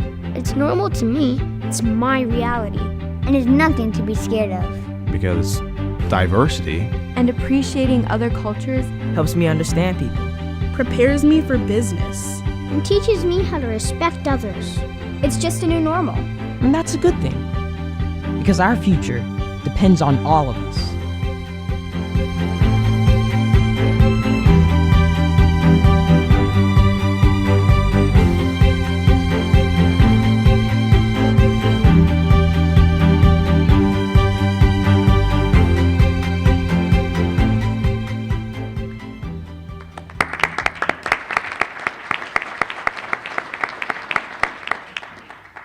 Good morning. It's good to see everyone here today. I'm Tanya Miles. I'm the parent of 3 children, Maryland Public Schools, and as they travel through elementary, middle, high school together, and as they stay today, this year, the first year, and hopefully the only year that all 3 are in college at the same time. No TV in their room, no TV in their dorm room. I would like to say that it's been a marvelous journey for me as a parent leader. As a PTA president of my children's elementary school for 750 elementary school students, or as a PTA president for my children's middle school of over 1,100 7th and 8th grade students, I found that it's very important that as a parent leader, you take a step back and you say, it's not just about my child. It's not just about my child's school. It's truly about all of the children and their achievement. So the questions that I ask as a parent leader doesn't necessarily pertain to my child's achievement. You don't believe me? I do know, and today is my birthday, I do know that as I continue to grow in age, that one day I will require services from someone else's child who didn't go to school with my child. So it's not just about my child, but about all children. I'd like to introduce our next speaker, who is Steve Murdock. He is the director of the Hobby Center for the Study of Texas. Steve holds the Alan R. and Gladys M. Klein Chair in Sociology at Rice University. He has served as director of the U.S. Census Bureau and the Lucia Brown Distinguished Chair in Demography and Organization Studies at the University of Texas at San Antonio, and the director of the Institute for Demographic and Socioeconomic Research. He was also the official state demographer for the state of Texas. Steve?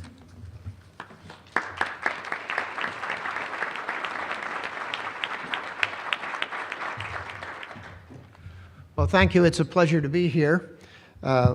Demographer is, you know, as they say, someone who didn't have enough personality to be a statistician.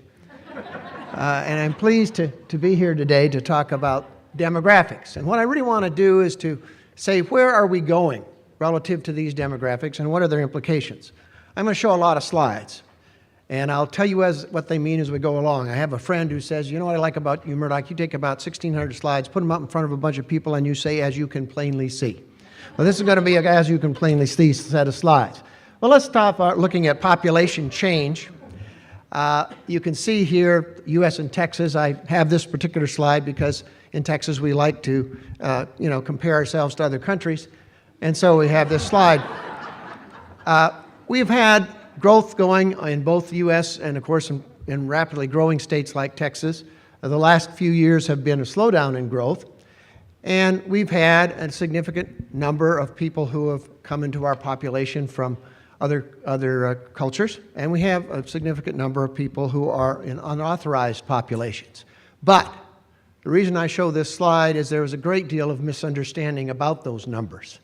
And that is, there's about 12 million according to this that we have, and some people say, well, but there's 20 million. I heard on such and such there's 20 million. And I go back to my friend who does this work at the Pew Center, and he says one very simple thing. He says, if there's really 20 million, not 12 million, then these are the healthiest group of people who have ever walked the face of the earth, because it turns out death certificates suggest there's about 12 million. So anyway, let's look at this. This is simply the regions of the United States. We're going to talk about these for a few minutes. This is regional proportions, and you can see that shift towards the South and the West that have occurred, over the last century or so, and it has been significant shifts, so that now we're looking, as you can see, at about 60% of the population being in the South and the West. In addition, if you begin to look at recent patterns, and if you look over here under the percent change for 2010 and 10 to 13, what you see is percentage growth. It is clear that the growth is in the South and the West. And in fact, when we look at our growth overall, even despite this, we are growing right now as a country at a rate that will be the slowest rate of growth in our population since the Great Depression. So our growth has been slower, but it is clearly in the South and the West. It has most recently been, of course, here are our largest states and growth that we've had in those. And here is our growth in terms of numerical change. And you can see at the top of that particular chart is Texas, followed by California, et cetera. Percentage change, this is what happened from 2000 to 2010. Many of those states, as you can see, all really western and southern states. When you look at it in terms of the most recent period of time, you see the percentage growth has been greatest in the state of North Dakota. Now, I have to bring that up because I am a native of the great state of North Dakota, and I never thought that I would live long enough to see North Dakota at the top of any population chart. I argue, however, much more important than the growth in our population is the change in the characteristics, and I argue no factor is more important than the change in the racial and ethnic composition of our states and country. And I'm going to spend some time looking at some specific factors, but I'm going to give you just a few things to look at, so you don't have to look at these dull old demographic charts very much. This is the percent change in each of these racial and ethnic groups, and this is Texas, but we'll come back to the United States in a minute. And this is the proportion of the change that has occurred due to each group. In other words, for Texas, 11% of the growth was due to non-Hispanic whites, 65% was due to Hispanics. And we're going to look at those for a large number of areas. I'm going to do it relatively quickly. This is Texas overall. This is children. And notice that even in a state like Texas that had phenomenal population growth, what we had was a decline, absolute decline in the number of children. Well, now let's look at a whole set of areas. Let's go to the U.S. picture. Remember, I said that only about 12% of the growth in the United States, in Texas, was non-Hispanic white.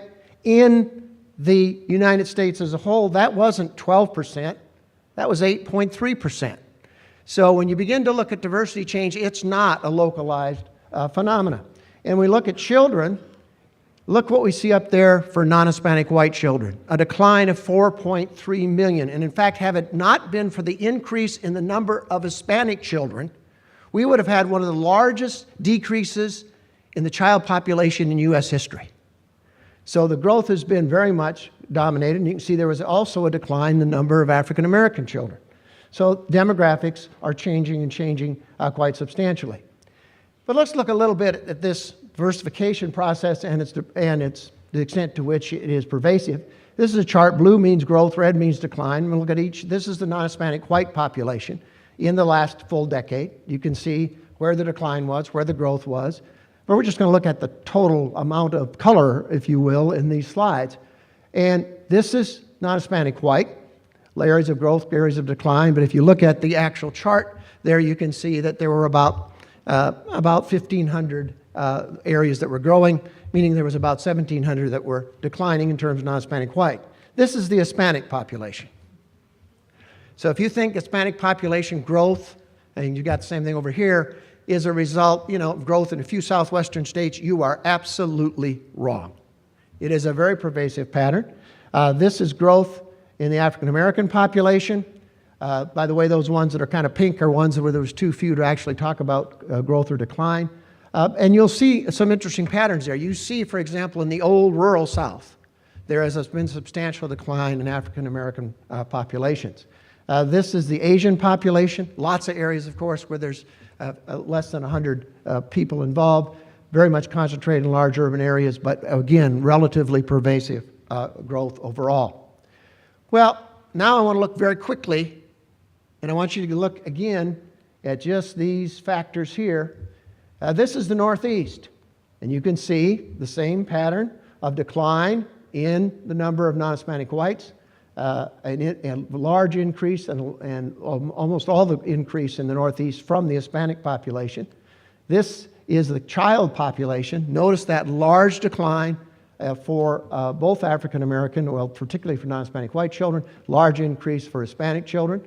This is the Midwest. This is the total population. Again, a decline in non-Hispanic white population, a very large decline in the number of children that are non-Hispanic white, and some for African Americans, large increase for Hispanics. This is the South.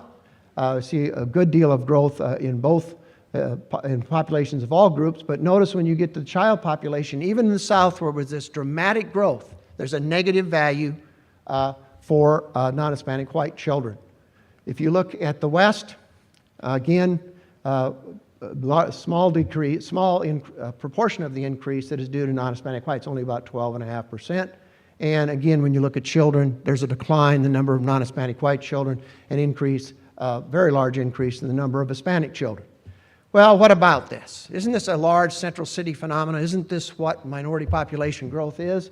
Well, this is central cities in the United States. You can see that there is growth in the terms of the total population in all racial and ethnic groups.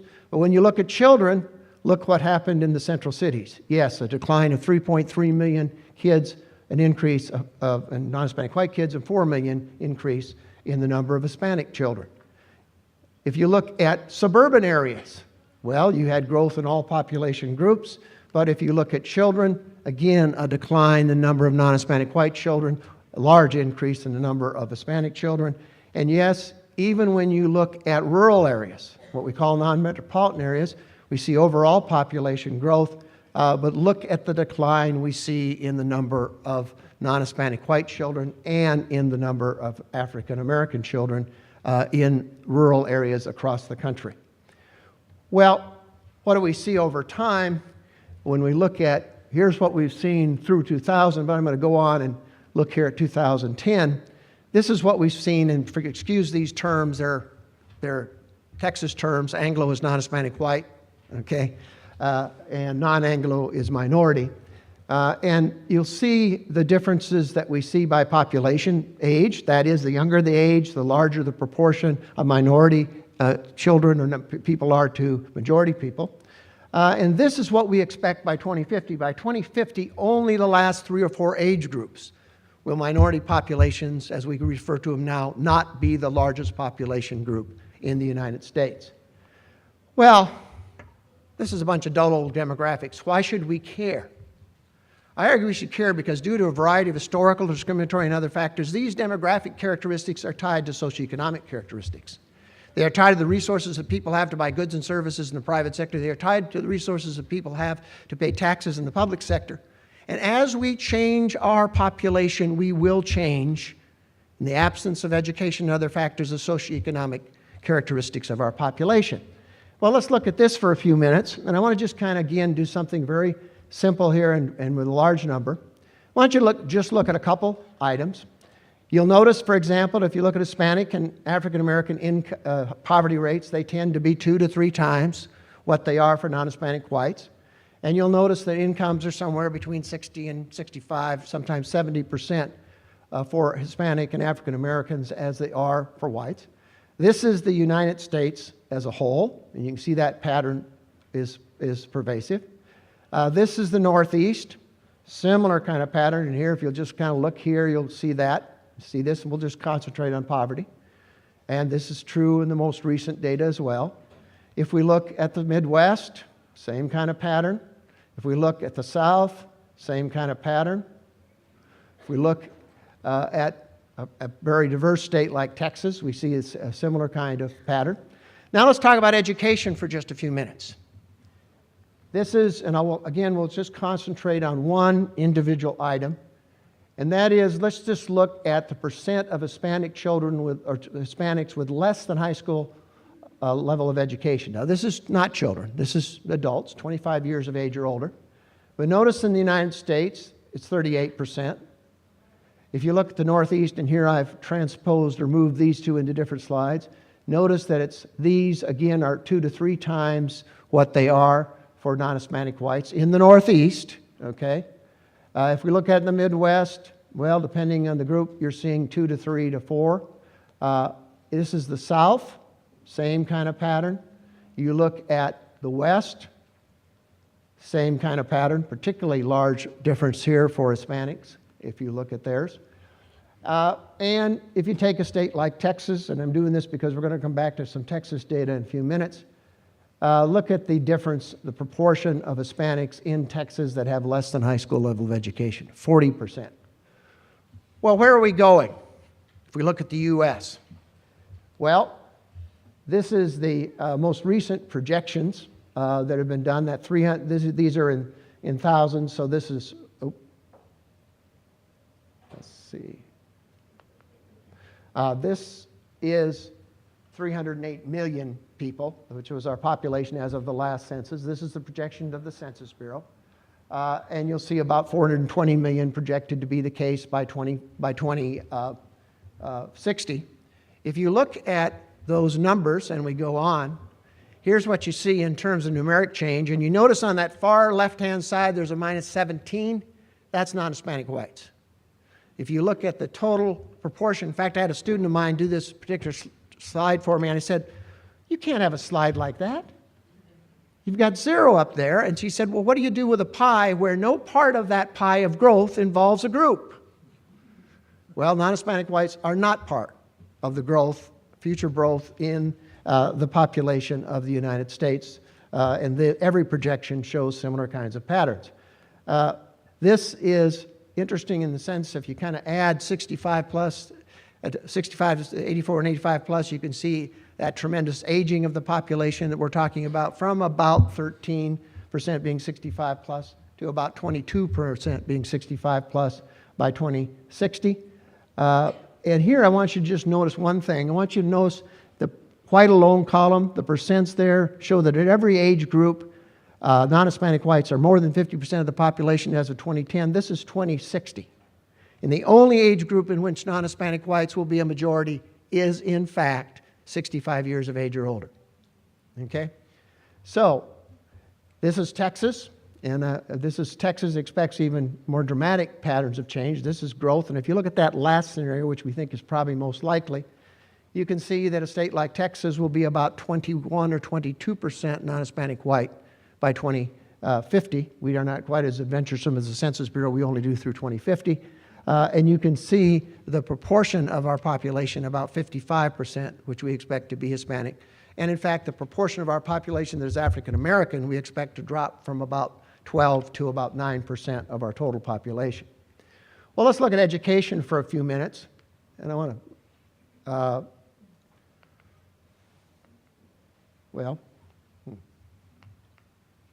okay. This particular chart simply shows that education pays. You can look here and see that it's a very important pattern that as education goes up, so your unemployment goes down and your median income goes up. Not surprise.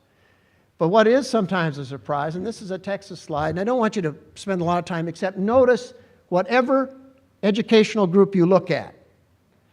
For every racial and ethnic group, education pays so that from you go for non-Hispanic whites from less than high school all the way to graduate degrees, but it's true for every other group. Now, it doesn't pay the same for each racial and ethnic group, and part of that is you're talking about income, and if you're a second or third or fourth generation college graduate, mom and dad and grandmother probably passed on some income, but the education does in fact is important for all racial and ethnic groups.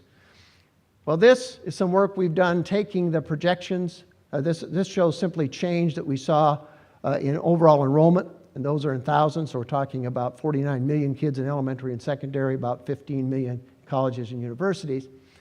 And we saw percent changes that were reflective of the population. Elementary and secondary enrollment actually declined, or number of kids in those things, by 10%. On the other hand, African American decreased by 2.3%, Hispanic increased by 48%. This is the U.S. population, and you see that we've looked at that before. This was the total in million costs per student and what percent increase there was in those costs. And notice elementary and secondary only about a 16% increase. In public colleges and universities, only about a 7% increase in expenditures during that decade. Well, this is the future, and here what I really want you to concentrate on is looking again, let's kind of look at this particular quadrant here. Notice we're expecting about a 10 million increase in the number of kids in elementary and secondary schools. When you look at growth, what do we see in terms of percent changes? Well, about a 26% decline number of non-Hispanic kids, about 11% increase in African American kids, a 99% increase in the number of Hispanic kids, 105% in Asian kids. That's based on a relatively much smaller base. And so as you look at our elementary and secondary, we're going to go from about 52% non-Hispanic white down to 32% non-Hispanic white by 2060.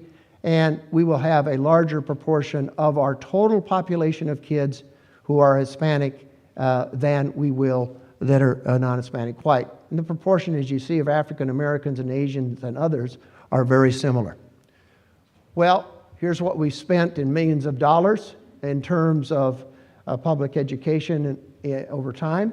And if we look at what happened to community colleges, you can see a similar kind of pattern of growth, but we'll go on from that because I want to get to the more important parts of things that I want us to look at.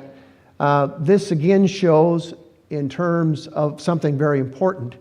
And if you take that public university and take that 2060, that's the proportion of kids, as you can see, with unmet financial need. Because one of the things that comes with this change in diversity of population, in the absence of change in the socioeconomic characteristics of those populations, is an immense increase in the number of kids and the amount of financial need that will be needed in order to keep kids in our colleges and in our universities. This shows percent change, and again, because of change in the number, a decline in the number of non-Hispanic white kids, their demand will actually go down. There'll be a 28% increase, where I'm talking about public universities now, in African American households, and 132% increase in the amount needed for Hispanic children. Well, I'm just going to take Texas education for a minute because I want to show something that I think is very important. And here you can see this is simply the numerical increase, which were very large, almost a doubling of elementary and secondary education students, and an increase such that we now stand at a place where basically, well, now over half of our kids in our elementary and secondary schools are Hispanic. And as you can see, 2 of every 3 are minority. Another 13% are African American, about 6% are Hispanic, are Asian. You can see that by 2050, we expect that about 2 of every 3 kids in Texas public schools will be Hispanic, about 1 in 6 will be non-Hispanic white, and about 1 in 12 will be African American. This is our community college growth. We expect similar kinds of patterns. I'll look at the percentages. Although, here's one that's very disturbing. Because if you notice, when we went back and looked at the percent of our kids that we thought that would be in elementary and secondary schools that would be Hispanic, notice the percent. That was about 2 of every 3. But by 2050, as you can see, what do we see? We see only 50% of the kids. So in other words, we're seeing, not expecting, under current patterns, that our minority kids are going to be adequately represented at those higher levels of education. So why does it matter? Well, it matters for a very simple reason. And this is pure mathematics. It is not a social or any other kind of statement except to say that we ask the question, okay, and the reason I brought up Texas is because we're going to look at some Texas slides.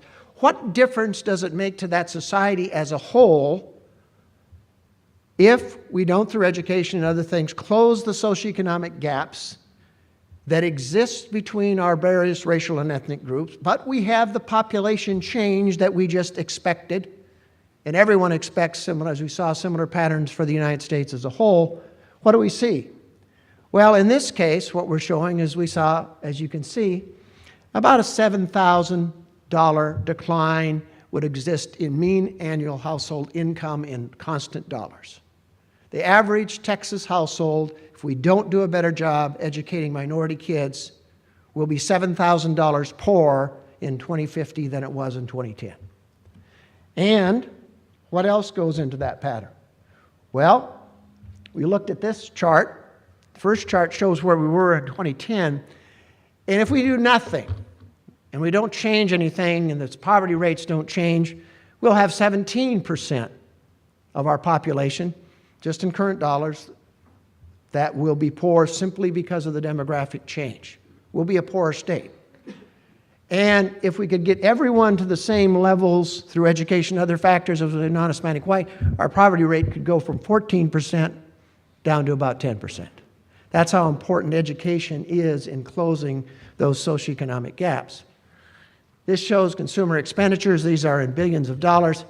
So you're seeing, well, a mere $300 or $400 billion a year difference if we could close those gaps to the overall markets, if you will, through consumer expenditures.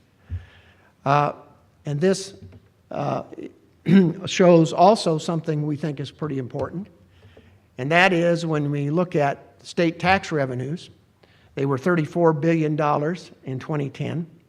That 72 that happens up there if nothing happens, if we have the demographics we expect and we do not change the socioeconomics, would be 72 billion, but when you look at it in per capita, the actual per capita expenditures for Texas government would go down, would have to go down because of the resources that would be there under the current structure. On the other hand, we could add, about 13, or about 11 or 12 billion dollars more per year to our state tax revenues. So my point is that if you look at income, you look at consumer expenditures that drive the market, you look at the money for the government expenditures, all of those will be enhanced by enhancing the socioeconomic status of minorities in Texas, and that is enhanced very dramatically by education. We have, if you will, in the United States and in Texas, I argue now, two populations. One is an aging, literally off the end of the life chart, set of non-Hispanic whites. The average non-Hispanic white in the United States is about 46 years of age. The average Hispanic in the United States is about 28 years of age. Okay? Now, in addition to that, when you begin to look at other characteristics, you have to ask yourself, what is going to happen to our population? We're suggesting all these changes, but what's behind it? Well, the average, if you look at fertility, which is one driver, okay, and the difference between fertility and mortality called natural increase, it turns out that all of our racial and ethnic groups, except Hispanics, have fertility below replacement now. And that's true at the national level, it's true at the Texas level. Only Hispanics have a fertility rate that is above the replacement level, and theirs is declining. But they're still the growth population as you go forward. And when you start looking at that 40-some versus that 20-some difference in age, you see a lot of reproductive years. So we would expect that we're going to continue to see, that's where that growth comes in minority populations. But the reality of it is, as we begin to look at our future then, whether we look at a state like Texas, which everyone would immediately say, yes, I can understand for a state like Texas, why it is going to be a state for which minority population growth is so critical. The reality of it is, whether we look at Texas or whether we look at the U.S., is that the future of both is tied to its minority populations, and how well Texas and how well the United States of America does is dependent on how well minorities do. And how well minorities do depends upon how well we do in terms of education. Questions? I think we got a couple of minutes. Okay.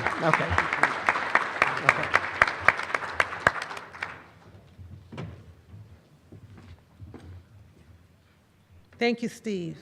Shifting demographics. A lot of data presented to you, a lot of resources given to you, and yet to be given to you. Thank you to all of our speakers this morning, those that we've heard from thus far. Truly, there is an urgent need for parent-leader involvement to improve achievement in the United States and to close achievement gaps. At this time, we'd like to take a very short 5-minute break. We need you to... Welcome back. So now we are going to continue the conversation and turn our attention to civil rights, equality, and the moral imperative to improve achievement. A little bit about myself. My children actually began their school education in Singapore. And my daughter, who's now 18, was expected to read at 2, and she did. And since then, my kids have attended school in Minneapolis, Minnesota, and Austin, Texas. And I've never lost that feeling of high expectation or what public school education must do for my kid and all kids. And having different public school background has kept me very motivated to get involved, be a volunteer, become a parent leader, and now a member of the Minneapolis School Board. And I'm quite often asked, what's your background in education? I said, well, I went to public school. My kids go to public schools, and I volunteered in public schools, and that's it. But that means a lot. And that's often minimized, and I agree with Mr. Payne. It's trivialized and not appreciated. So that is my passion, to get all parents' voices heard and to get parents to understand that volunteering is not candy bar sales and wrapping sales. It is about your child and all of our children. So to move on, today we will hear from 2 distinguished civil rights leaders, Janet Murgia and Mark Morial. Before we hear from them, we have a video message from the Reverend Black, the chaplain of the United States Senate. Hello, my name is Barry Black. I'm the chaplain of the United States Senate. And I'm delighted to applaud the efforts of the National Assessment Governing Board to narrow the achievement gap of students in our nation. I believe it's a moral imperative for 4 reasons. The first is because the children belong to us. The Lebanese American poet Khalil Gibran, in his marvelous book, The Prophet, declared, "Your children are not your children. They are the sons and daughters of life's longing for itself. They come through you, but not from you. And though they are with you, they do not belong to you." The children belong to all of us, and we can ill afford to let some of them languish while others prosper. And so it's a moral imperative that we recognize that the children belong to all of us. The second reason why we should be seeking to narrow this achievement gap is because it is what the Golden Rule says we should do. All of the religious traditions with sacred literature have the equivalent of the Golden Rule. Treat others as you want to be treated, or what you don't want done to you, don't do to someone else, whether you're talking about the Tao Te Ching or the Bhagavad Gita or the Torah or the Christian scriptures. Treat others like you want to be treated. How would you feel if, for whatever the reason, you were on the lower rungs of the ladder when it comes to the achievement gap? And so we need to do it because the Golden Rule challenges us to do so. The third reason is because by narrowing the achievement gap, we are doing the most good for the most people. Many years ago, there was a Fram oil filter commercial which said, "You can pay me now or you can pay me later." Someone is going to pay for the fact that there is a subculture of poverty and pathology and underachievement in our world. We need to strive, as John Stuart Mill, the great British philosopher, suggested, to do the most good for the most people. And then the final reason I get from the German philosopher Immanuel Kant, who, as one part of his categorical imperative, said, "Live in such a way that your action can be made universal law." If we were making a global law regarding the gap in academic achievement, would it be to widen that gap or would it be to narrow that gap? Tennyson has it correctly. "'Tis not too late to build a newer world. It may be that the gulf shall wash us down. It may be we shall reach the happy isles and see the great Achilles whom we knew. Though much is taken, much abides. And though we are not now that strength which in olden days moved earth and heaven, that which we are, one equal temper of heroic hearts, made weak by time and fate, but strong in will, to strive, to seek, to find, and not to yield. Let's build that newer world by narrowing the gap, the achievement gap. It is indeed a moral imperative.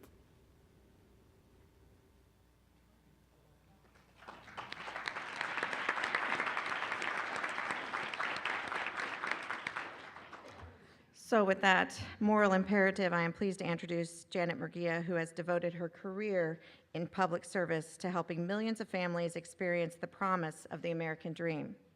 Now, as a key figure among the next generation of leaders in the Latino community, she continues this mission as president and CEO of the National Council of La Raza, the largest national Hispanic civil rights and advocacy organization in the United States. Janet has sought to strengthen the Council's work and enhance its record of impact as a vital American institution. Welcome, Janet.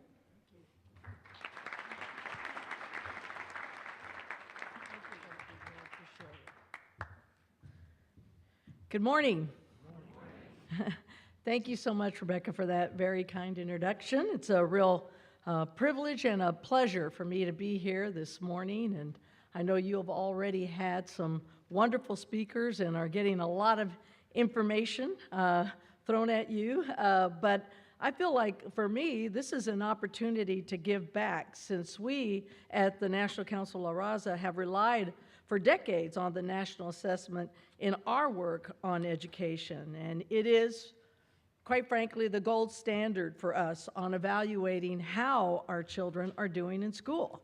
And it has been invaluable in helping to shape our policy, our positions, and our programs. I've also learned that this is the first ever Parent Leaders Summit, and I commend you for the time and the commitment that each and every one of you have made in being here today. I know that this is a sacrifice, but I'm here to tell you that it is well worth it. What you learn will not only help children that you serve, but I think these will be the examples and the models for other schools and for other communities as well. And that is the essence for us at NCLR, at the National Council La Raza, and our work.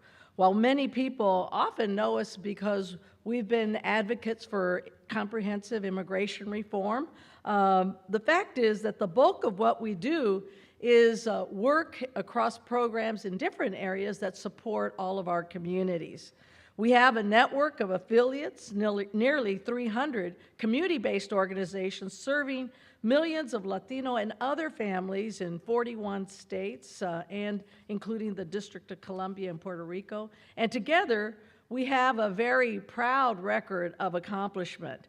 For instance, we've helped 130,000 families buy their first home since 1997, and are now working to help 60,000 more save their homes from foreclosure.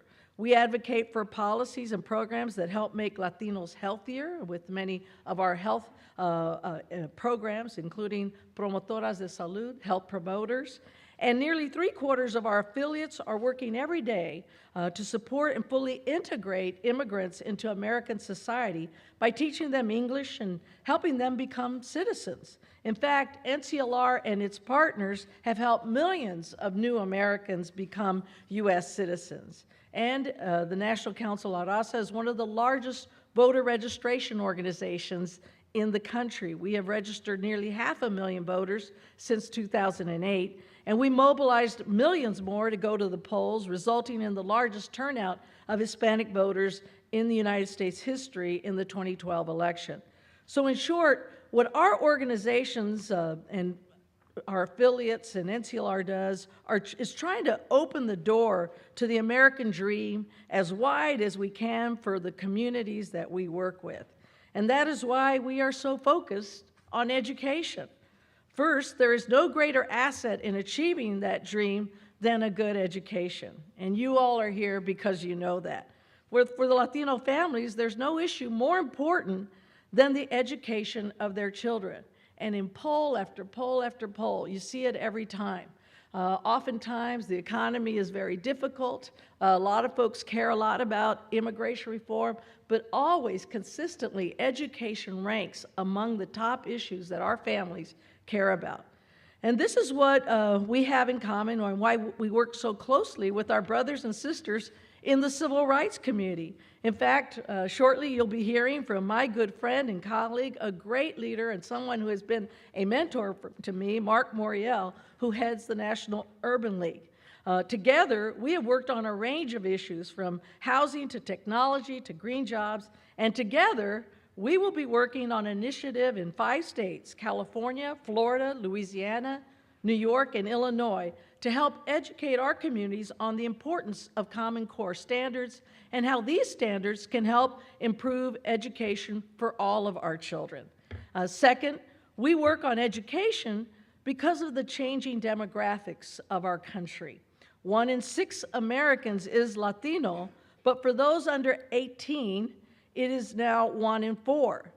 And right now, half of the children under the age of 5 are now either Asian American, African American, or Latino. So 50%, at least 50% of the cohort of children under the age of 5 is already represented in children of color. We believe these demographics create a moral imperative. The U.S. must ensure that each and every child is ready for college and career after high school. As a result, we have developed a large footprint on this issue. NCLR works at all points on the educational pipeline. We start with early childhood education since it's the surest way to improve a child's educational attainment later on in life by providing a solid foundation in preschool. And we've all seen the data. We know that those investments there really pay off later on, as we heard our Senate Chaplain Black talk about. We support at NCLR a network of 115 charter and community-based schools that serve 35,000 students a year. We run a very successful program that prepares high school students for higher education called Escalera. In English, that means ladder.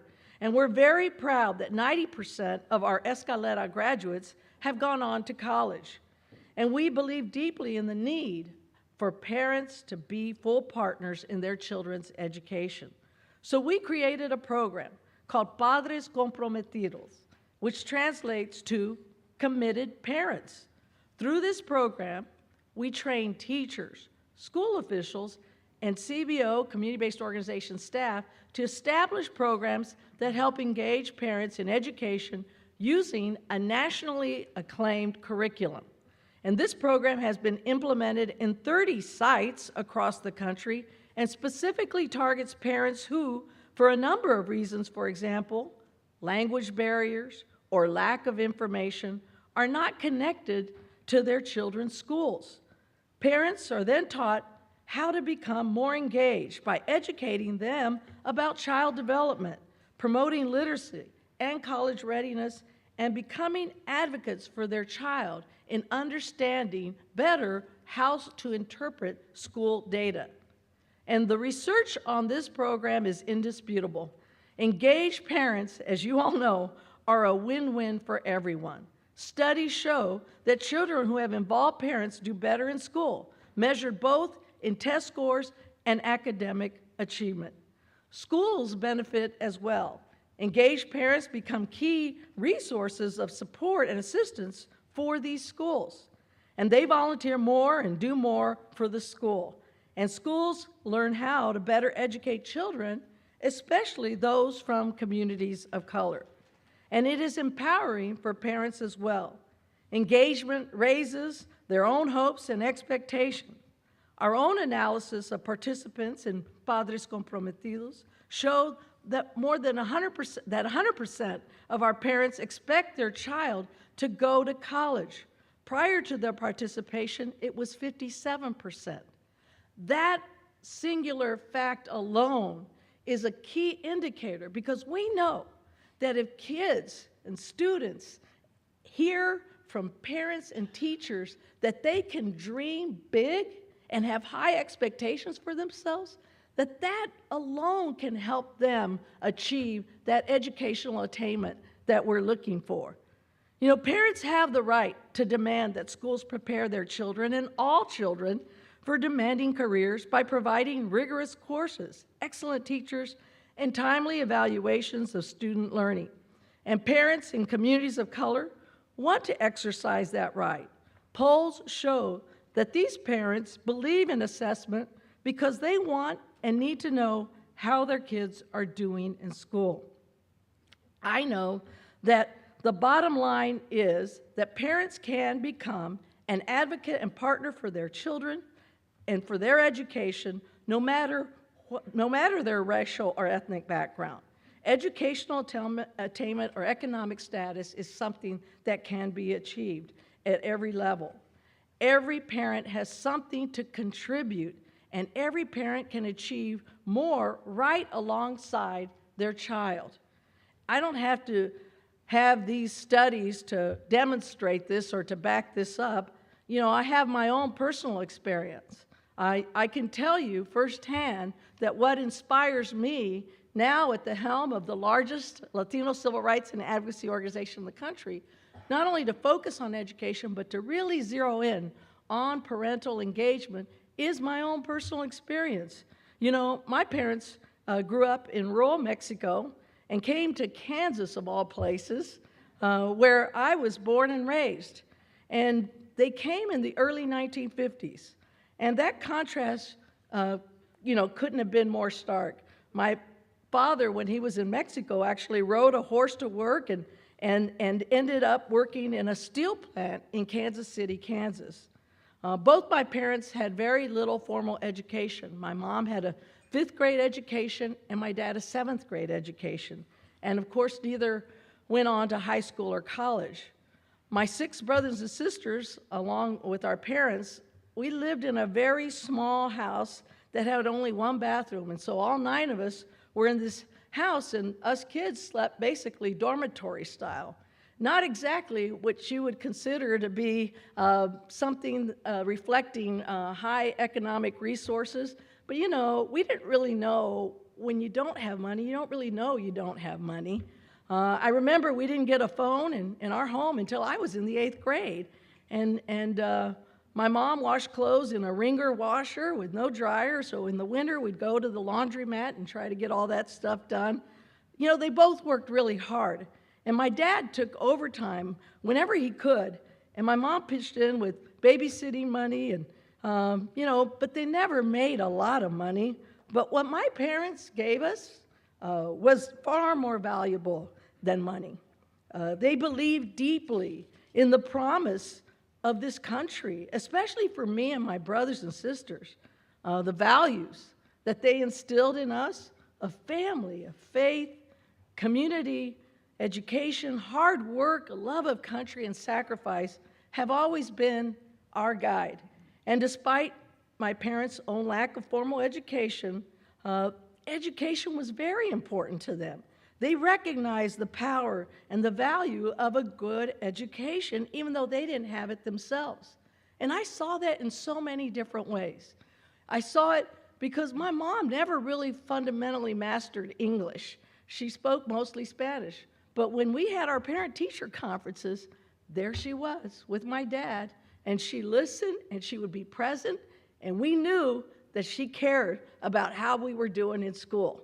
And it didn't have to take a lot of communication. Even that signal sent something very powerful. So getting folks there really mattered. And I guess that one of the biggest examples that I'll remember, never forget, is the fact that my mom, with her little education, did manage to learn how to read and write some. It wasn't perfect, but when her, my godmother, they call them comadres, her fellow godmother, would come over, who was elderly, and wanted to write a letter to her daughter in Mexico, because back then, you know, you just didn't pick up the phone, and we didn't even have the phone until we were in the 8th grade. And my mom would clear the dishes on the kitchen table, and there she would write the letter for my madrina, for my godmother, and made sure that even though all the words weren't perfect, she could get that letter out. What an example for us. And I think it worked because they always seemed to make sure that we had the space and a quiet in our home to be able to do homework. And my father scraped up enough money, even though he didn't buy a lot of things for himself, but he bought us a set of encyclopedias. And that investment meant something to us too. It meant that he wanted us to succeed.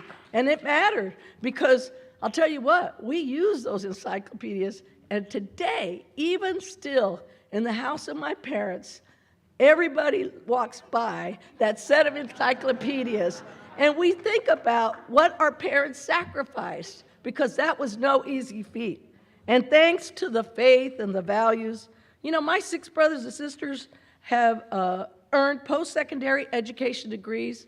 My oldest sister, Martha, is challenged intellectually, so she wasn't able to go on to school, although she taught us a thing or two in the fact that she was able to function and go to work and be very self-sufficient in the end. But, you know, 4 of us went on to law school. My brother Ramon was the first in our family, of course, and in our community to attend Harvard Law School. Ramon is a lawyer in private practice in Kansas City and a civic leader. My brother Carlos was able to go on to graduate from college, graduate from law school, and he was sworn in as a federal district court judge in Kansas, the first Hispanic ever in that post. My twin sister Mary was able to graduate from college, from law school. She was sworn in as a federal district court judge in Arizona and most recently was elevated to the Ninth Circuit Court of Appeals. My brother Carlos and Mary are the first brother and sister ever to serve on the federal bench together. Not the first Hispanic, the first ever. She was the first Latina to serve as a federal judge in Arizona. All of these results with my siblings, and of course, as for me, I went to law school, went on into government service, and eventually worked for President Clinton in the West Wing of the White House, serving as his deputy director for congressional affairs. All of this success, I know, came because our parents cared, because they were engaged, and they knew that even though they didn't have much of an education, their parents, their children could benefit from an education, and they knew what that would mean. One of my proudest moments, I have to tell you, was when my parents came to visit me in the White House. I'll never forget it. I was able to have them come in and meet President Clinton in the Oval Office. And, the fact that, their journey from Mexico to Kansas, working hard, led them to the highest office in the world is something that I have to take great pride in. And I'll never forget when they were getting ready to walk into that office, my mom had tears coming down her face, and she said, "¿Cómo llegamos hasta aquí?" How did we get here? And my dad, as soon as we walked in the Oval Office, walked straight to the president. He put his arm out there, and he said, "Mr. President, I want to thank you for giving my daughter this opportunity." And the president, there's more. The president put his arm on my dad's shoulder and he said, "You know what, Mr. Murgia? I hired your daughter and she walked you into this office, but you're the ones who got her here." And that is the power of engaged parents. That is the power that we have. And in many ways, you all, as parent leaders, you can open that gateway to the American dream. Because what me and my family have experienced, el sueño americano, the American dream, is within reach for all of our families. And you all are in key positions to keep serving those families, to engage them, and to grow the ranks of diversity so that we can continue to see more and more parents get that just little extra helping hand. Because you know what? They want to succeed. They want their kids to succeed. It's not like you have to really convince them about what they need to do, but they need to connect with somebody. You all are in those positions right now. And I think President Clinton was absolutely right. I'm standing here today because of my parents. And I know that one day, the children that you serve will be standing somewhere wonderful, thanks to you and the work that you are doing. Thank you very much, and I hope that we'll see more of that. Thank you. Appreciate it. Thank you.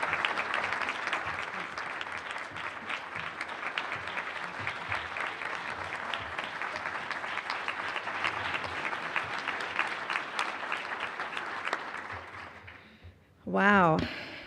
I've heard Mr. Morial speak, and I know he can follow her, but wow. So good luck.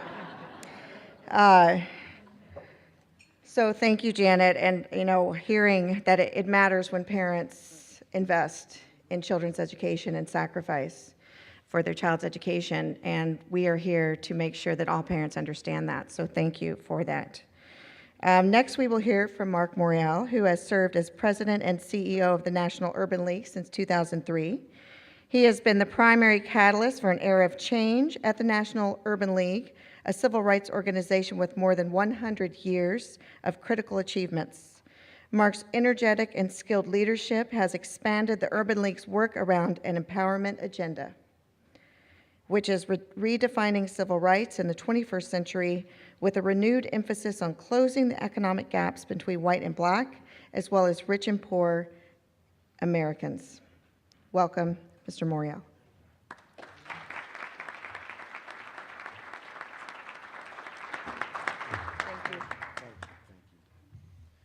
Thank you. Good morning. I feel like we should just adjourn for lunch, right? Let's give Janet another big round of applause. Thank you for a really powerful, poignant story about your family. And ladies and gentlemen, my friend and colleague Janet is indeed one of the nation's most influential Americans who is working the trenches to change this nation's approach to immigration, change this nation's approach to diversity. So one more time, Janet, we're going to give you a big round of applause. I got to do it. Thank you. First of all, I promise to be as brief as possible because I think I'm standing between you all and food. Contrary to public opinion, I didn't bring any black and red snapper, jambalaya, or gumbo or shucks. But Doris Hicks and I could go back in the kitchen and teach these Marriott folk how to do it, right? We could do that, right, Doris? Yeah. So let me first begin by thanking Doris and certainly acknowledging her incredible work, a friend and colleague and a great educator from my beloved hometown of New Orleans, where she leads the Martin Luther King Elementary School in the lower 9th Ward, one of the first institutions to come back after Hurricane Katrina, but also one that is doing the very important work of lifting up children and families. So thank you, Doris, for all of your powerful work and leadership. If you give your attention to the slides, I want to start today by asking you to look at that very important quote. Education is perhaps the most important function of state and local governments. Compulsory school attendance laws and the great expenditures for education both demonstrate our recognition of the importance of education to our democratic society. It is required in the performance of our most basic public responsibilities, even service in the armed forces. It is the very foundation of good citizenship. Today, it is a principal instrument in awakening the child to cultural values, in preparing him for later professional training, and in helping him to adjust normally to his environment. In these days, it is doubtful that any child may reasonably be expected to succeed in life if he is denied the opportunity of an education. Such an opportunity, where the state has undertaken to provide it, is a right which must be made available to all in equal terms. That quote, you may say, could come from contemporary thinking around education, but ladies and gentlemen, that quote comes from the Brown versus Board of Education decision of 1954 that we're celebrating the 60th year of this year. Now, how could 9 men that didn't include one person of color, most who were born in the 1800s, 9 men in 1954 talk in terms of education as a right which must be made available to all on equal terms. Not any of today's thinkers, but 9 men in 1954. It helps us put into perspective that since 1970, when these numbers began, and you know these numbers, the achievement gap between high and low income students has increased by almost 40%. Your own figures show that 40% of all students were proficient in advanced math, advanced in reading and math, compared to proficiency rates of Black students at 13% in reading and 10% in math. What does this mean? It means that we've got this great disparity at this first important marking point, high school graduation. We've got an even greater gap at that next marking point, the college graduation rates. All of this comes post the powerful expressions of the Supreme Court in Brown. You know these numbers. You understand these figures. This is one of the reasons why we gather today. What isn't talked about is what are the economics of the graduation gap. What is this doing to our continued ability to have a strong American economy? This gap, if closed, would benefit earnings, state and local tax revenues, help create new jobs, and augment the gross domestic product. One would be hard-pressed to find a single public policy, some law, some tax cut, some project that could do for the American economy what closing the achievement gap could in fact do. Create nearly 100,000 new jobs, a $10 billion increase in the gross domestic product. And I shared this because in discussing this issue, what educators and those of us who love the idea of education, we miss is articulating the economic benefit to the nation of closing the gap. We can talk about how it hurts and how it demands and pay me now, pay me more later. But what we have not become good enough at articulating, and for those who make decisions in this country to understand what the benefit of closing this gap might mean. Now, one cannot talk about economics, jobs today without understanding the global perspective. And so there's now an international assessment called PISA. And how do we fare in this international perspective? 26th in math, 17th in reading, 27th in science, below average in math performance, and in equity and education opportunities. A higher variance in learning outcomes for children from different socioeconomic backgrounds, with a large portion of the variation explained by socioeconomic status.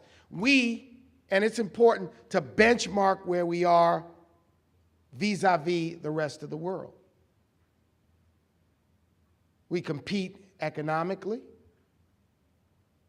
We hold ourselves up as we should as a great democracy, great economy, leading the world with the highest GDP. Are these numbers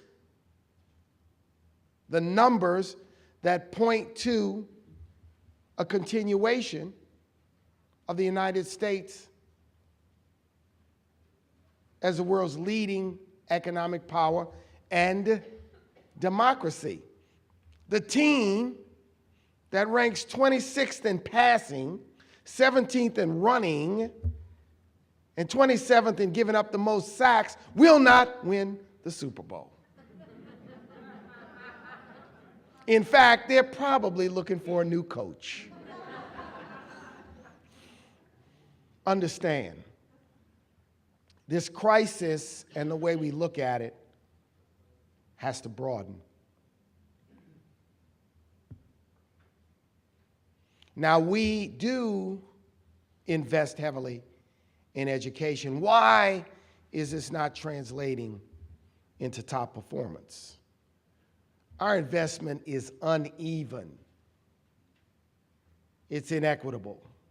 High poverty districts receive less funding than low poverty districts in many instances. There's a gap in spending at many low poverty and high poverty schools. The Department of Ed found that more than 1/3 of high poverty schools had lower per pupil personal expenditures than lower poverty schools in the same district. The investment between schools in a given school district is uneven. The investment between counties or school districts in a given state, and the investment amongst the states is uneven in the United States of America. Polite thinking? Let's not talk about that. High-level conversations I'm in all too often says, does it really matter? Let me give you this comparison. What do we do with the military? Strong defense, great defense, protect our national security. We spend more than the next 13 nations in the world combined. $711 billion. That's why you've got the best Navy, the most powerful Air Force, because we've invested heavily in it, over any benchmark provided by any other nation. Consider this as comparison one as to what we do as a nation when we say we are going to be number one. Consider this, 2008. The economy of the United States was on the brink of collapse, falling down. Hundreds of thousands of jobs being lost each and every month. A repeat of the Great Depression.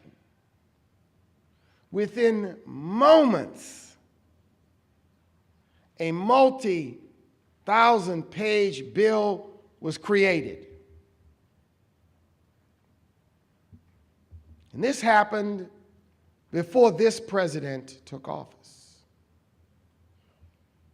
that authorized $700 billion in spending to stabilize banking and automotive industries, the credit markets, and AIG. $700 billion in investment. What's the point? When we commit ourselves as a nation to being the best and overcoming our challenges, we do it. Can we commit to being number one in education? $700 billion nearly a year to build the best military in the world. $700 billion overnight to bail out the banks and the automotive companies. We built the military because we were concerned about weapons of mass destruction. I'm here to say inequity, poverty, ignorance, dropout rates, sequestration, and budget cuts are the real weapons of mass destruction. Number one in the military,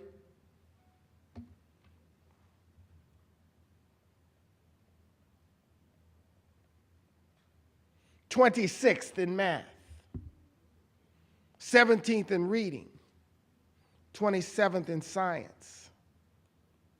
The question is, where are the nation's priorities? Where is our emphasis and where is our focus?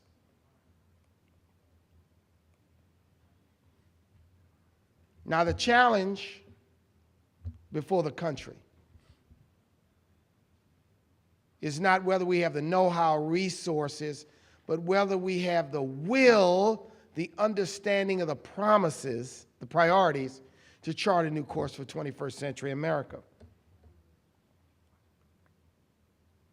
A discussion has begun. School reform, Common Core State Standards, C square, S square, I call it. Looking for something that people remember. Teacher evaluations, charter schools, expanded day, you name it, there's a reform movement, changes, transformation that's begun. But let's talk about the rest of the story. Indispensable to any formula for reform. Number one, rest of the story. Money matters. Money matters. Disparities exist. Newsflash, state of Georgia. Politicians, education named top priority in the state of Georgia. Truth and fact, many school districts have cut the school calendar to fewer than the standard 180 days, some down to 150 days. Does that mean you made school and education a priority? Number two, newsflash. Georgia, most school districts have increased class size in the past 5 years. Newsflash, 80% of districts will furlough teachers this year. Most will slash funding for professional development. Newsflash, most districts in Georgia reducing, eliminating art or music programs, and a reduction in programs that help low-performing students. I'm not picking on Georgia. This is a news flash that came yesterday by email. It's the reality. So on one hand, education is a priority.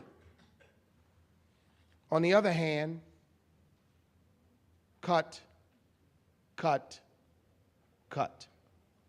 And expect better outcomes, implementation of Common Core standards, new teacher evaluation systems, cut, cut, cut. Money matters. Money matters. It mattered when we bailed out the banks. It mattered when this nation was attacked and we needed to expand our defense and national security systems. It matters when it comes to the priority of our children and what they need for the 21st century.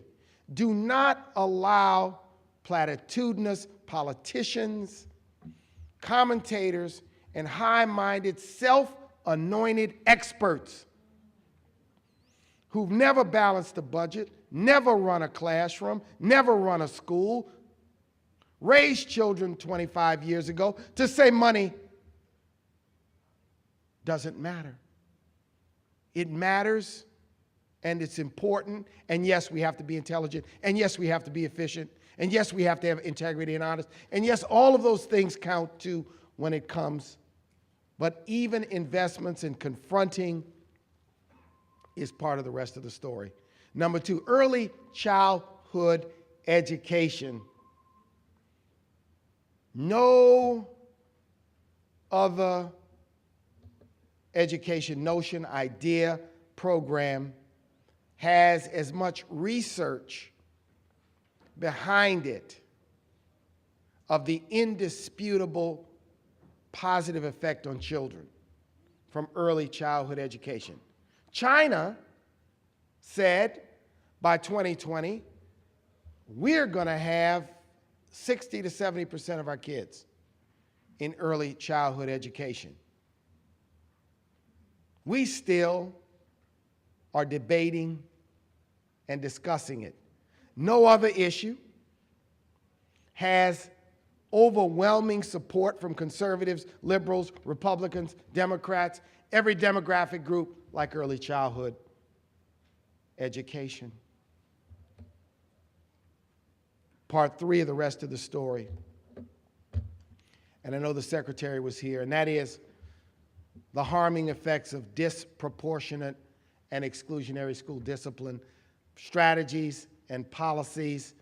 And I give the Department of Education and the Department of Justice great credit for releasing a guidance to try to enhance the school climate and improve disciplinary policies. This is an area that is part of the rest of the story. And then number four, dropout prevention and response. One of the effects of stronger standards and standardized testing is that some kids may not make it. Best efforts, they still may struggle to make it. We've got to have a pathway for those young people that is not a pathway to the penitentiary. And it needs to be as well thought out,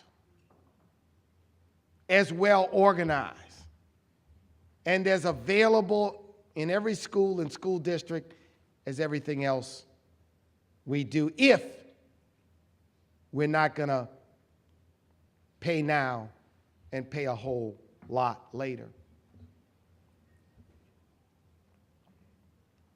My conclusion, we cannot afford to fail our children. We must embrace the idea that a quality education for all is a civil rights challenge of the 21st century. We're 50 years after the Civil Rights Act of 1964. We're 50 years after President Johnson declared his war on poverty. We're at a time when diverse public personalities, from President Obama to Pope Francis to Marco Rubio, are all talking about income inequality, opportunity inequality, when the numbers are indisputable in terms of the great divide in our nation. We can build a system that educates every child. We must confront, and I urge you to embrace the rest of the story. Those parts of this conversation that create discomfort, create vigorous debate, but are so essential to this imperative. It is a moral imperative. It is a political imperative.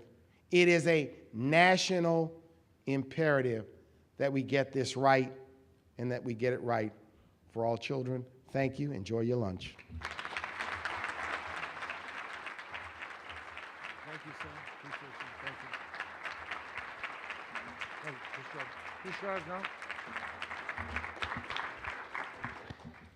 Wow, what a morning. There was an awful lot to absorb, but tremendous presentations, and we thank everyone. I want to thank the staff, our NAGB staff, Reinhold, our contractor, and the people here at the hotel who have been terrific. But in particular, I want to thank one person who has just done tremendous work in putting this all together, and that's Ray Fields. So thank you, Ray. He's out doing, there he is, in the back, he's in the back. He's around, he's around. So very quickly to the external audience, that's going to end our live streaming. You can continue, however, through Twitter. Our PowerPoint presentations from some of the workshops this afternoon will be available and so forth. And our event app, along with our event website, will continue because we don't want this to be just a one-shot deal. Okay, we're back. How'd you enjoy the workshops? I heard they were great. I'm glad. I'm glad. We're going to wear you out as the day is on, but I'm so happy and pleased that it went well. We're very pleased to have two great speakers to conclude our program today, one from the world of business and one from the world of the PTA. You brought your own, quite his own cheering section here. But before we hear from our speakers, once again, we want to watch another video highlighting students.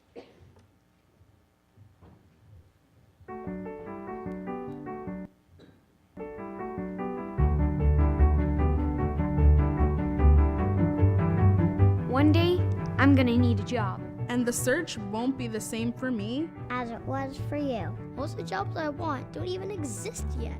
And my competition will be global. I mean, global. It can come from anywhere. But maybe after that job, I'll start a technology company. A renewable energy company. A startup. I'll need the brightest minds. A designer. A programmer. An analyst. I'll need someone who's well educated. Adept in technology. Creative. Innovative. Multilingual. And flexible. And that's just the starting line. But that position could go unfilled. Because too many of us won't have the skills to fill them. So feed my curiosity. Encourage my imagination. Because innovation remains our country's key competitive advantage. But the world is catching up there too. It will take the talent and critical thinking skills of each and every one of us to maintain our country's international influence.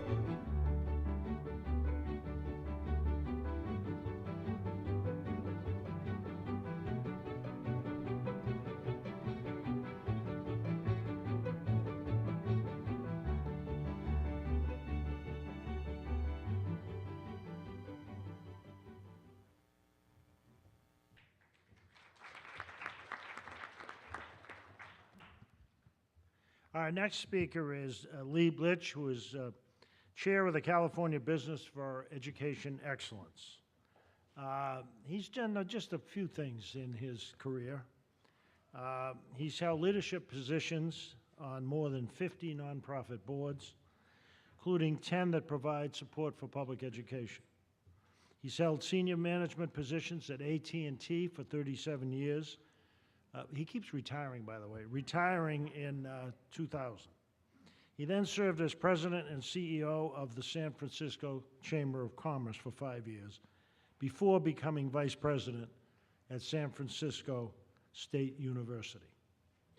After retiring in 2010, get the patent, he established the Center for Education Excellence at the university.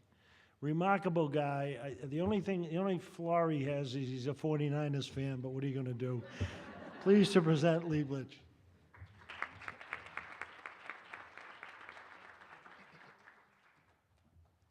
So by now you figured out my wife didn't want me at home, so. And I look forward to seeing you on February 2nd in the Meadowlands with your Patriots for the Super Bowl. So. A lot of slides. We're kind of busy today. Not to worry about me. Mine are simple and clear because I've spent a career presenting to CEOs, and you had to keep things pretty simple and clear when you did that kind of work. But I'm delighted to see this conference put together by two groups that I think really are going to make a huge difference. I think we're at a tipping point as a country. I think we heard that from Secretary Duncan this morning and all throughout the day. Nate gives you the roadmaps and tells you what to look at, and parents clearly have the clout to make it happen. We're really locked forever, I think, in global competition. And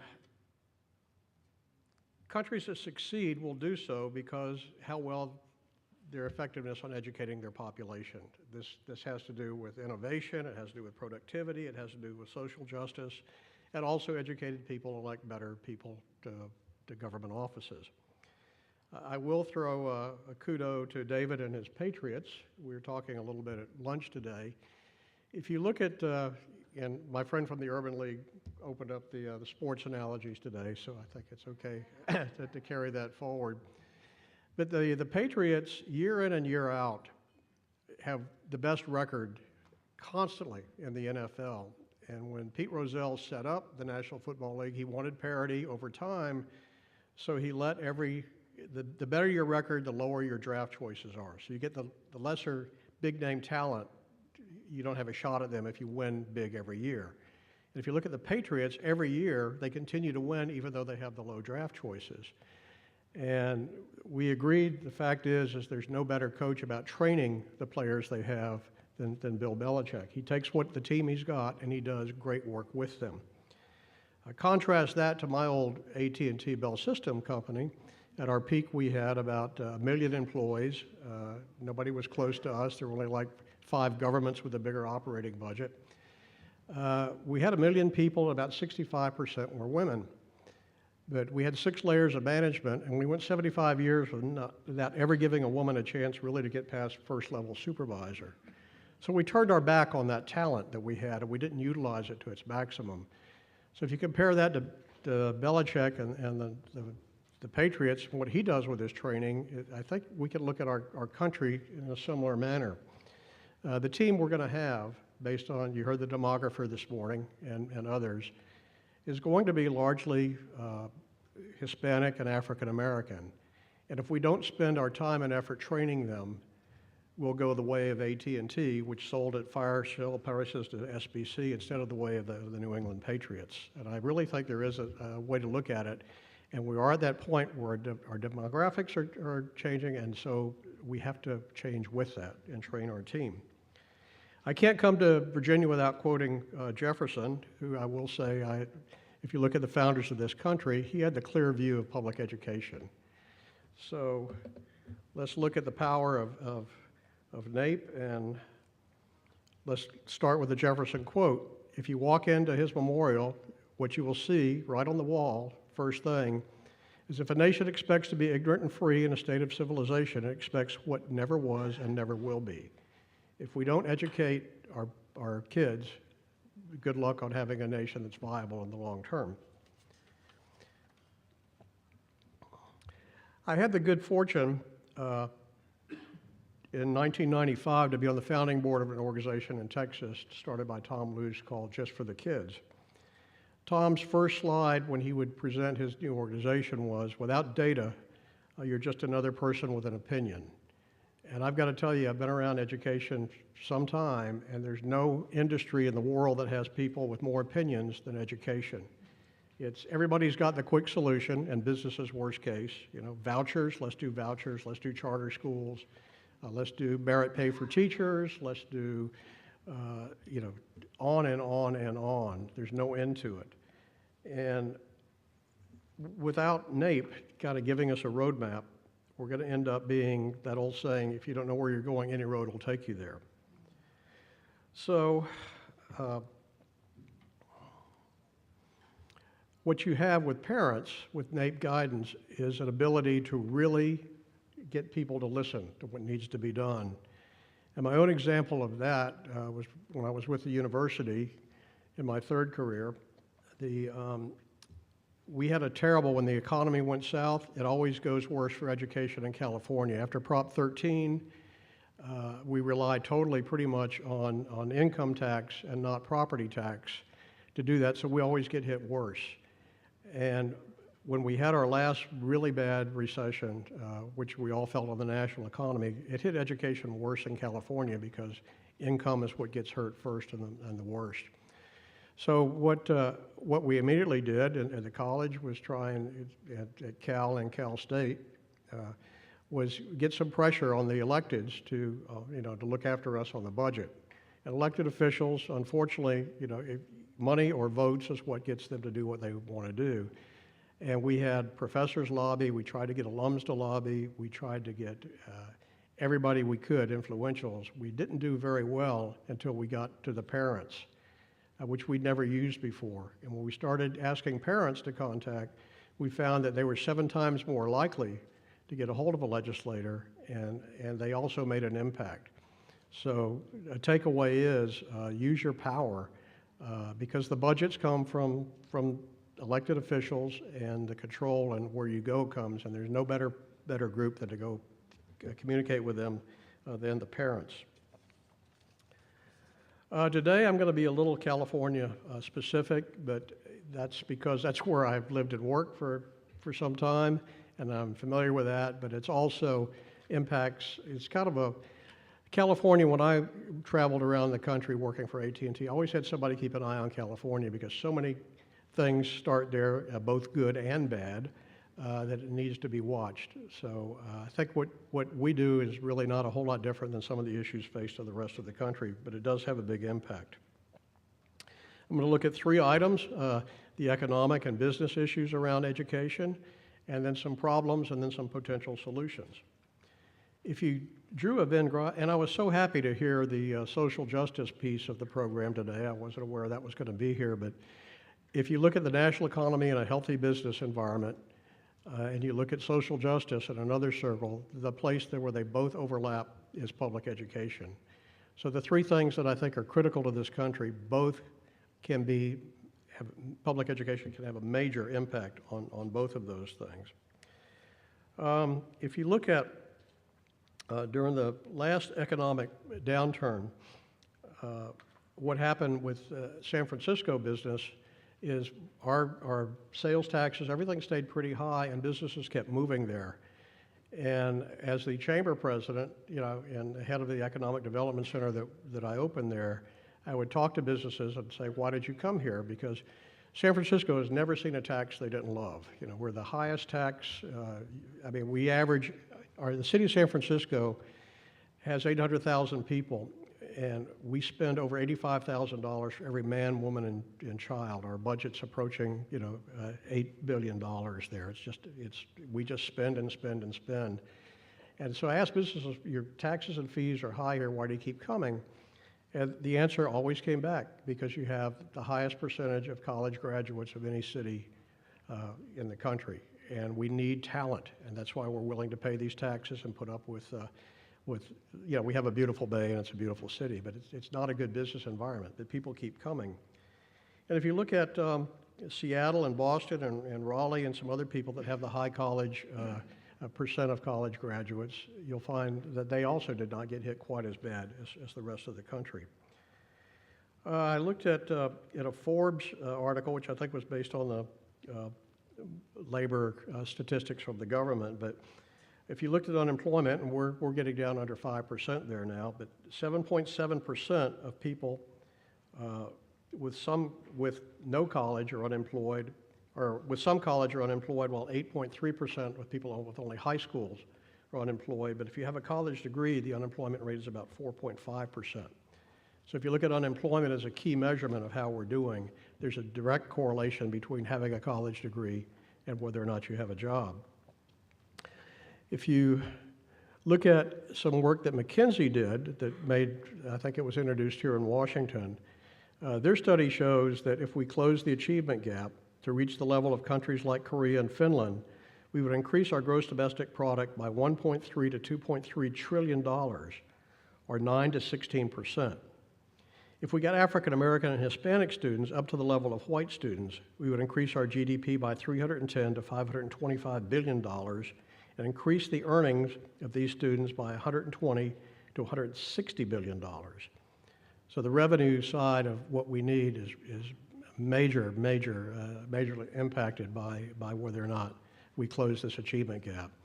And I was in Texas with Tom Luce when the term achievement gap sort of started, and originally we called it the opportunity gap, and then it got changed to the achievement gap. So either way, I think it works. So poor, uneducated, that's the revenue side. On the cost side, The poor uneducated kids are likely to end up in our expensive prison systems. My next Jefferson quote kind of dealt with that as well, where he said, "Now let us see what the present primary schools cost us on the supposition that all children of 10, 11, and 12 years old are as they ought to be at school, and if they are not, so much work is the system, for they will be untaught, and their ignorance and vices will in the future life cost us much dearer in their consequences than it would have done in their correction by a good education."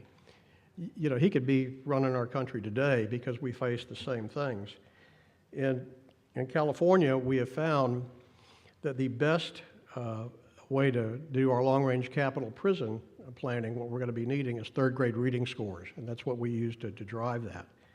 But what's even worse, if you look at what it cost us to offset tuition at our Cal State University system, 435,000 students, is about $5,000 per student per year, and that's, you know, on the outside 6 years, but that's 4 to 6 years.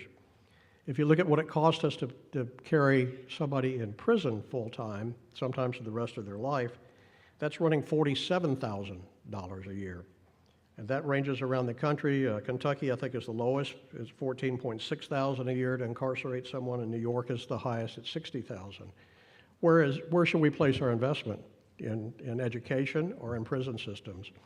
And unfortunately, you know, like it or not, it's become the prison systems. That's what we're doing. So 3 major issues I would like to talk about going forward is, from a business perspective, that we are consider problem areas. If you look by 2025, we're going to have a shortfall in this country of 7 million college degrees.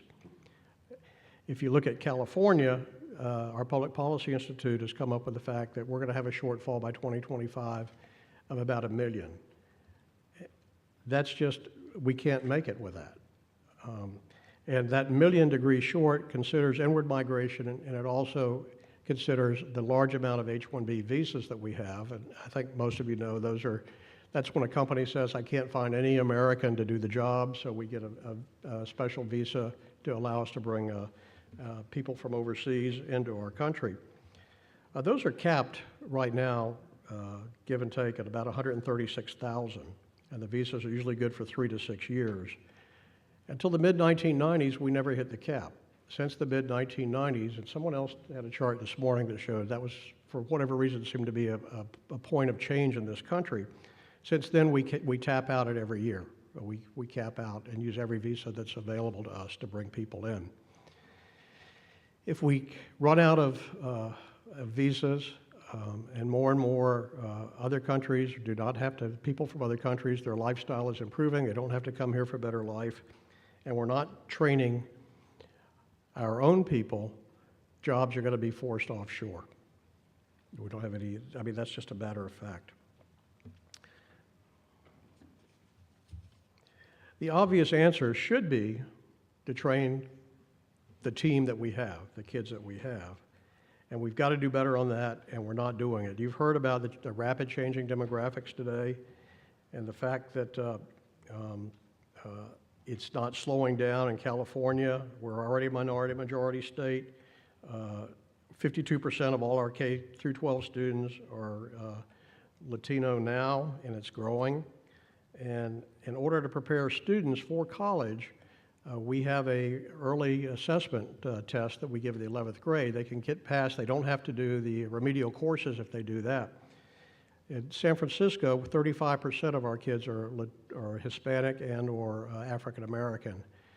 Of that 35%, last year, only 1 African American tested ready for college. 1. And it was like something like 15 or something Latinos. So we've got to do better.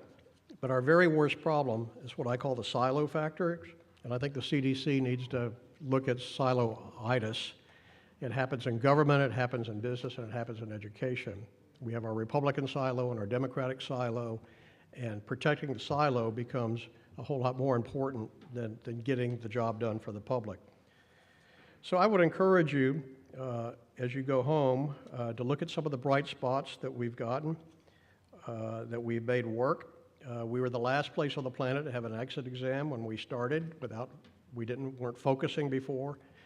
We had 50% failing, and now after a couple of years of really identifying and focusing, we have 95% passing our exit exam. We recognize honor roll schools through the California Business for Education Excellence that have closed achievement gaps and moved forward. In 2005, our 10,000 schools, we only had 261. Last year, we had 2,108. We have a large database. Several people have mentioned today, look at schools that work and recognize that. We do that. We get 4 million hits a month from teachers and principals looking at what works at schools that look like theirs and copying it. So the more you can have as you go home and look at things is focus on schools that work, give them good recognition. Look at our teacher training. We're sitting now, we're training, we started with CSU, which trains 60% of our teachers to give them find things that work at schools, change the curriculum, getting professors to change the way they train new teachers. Not easy, but it's got to be done. And place new teachers at schools that are doing well, not just where the clerk puts them because they have openings. So if you do that, you'll make good progress. The solutions are out there. And I'll close with my last Jefferson quote of the day. A system of general instruction which shall reach every description of our citizens from richest to the poorest as it was in the earliest, so it will be the latest of all public concerns in which I shall permit myself to take an interest. I plan to do that, and I would encourage all of you to keep spending your time and efforts on education because there's nothing more important. Thank you for letting me come to that.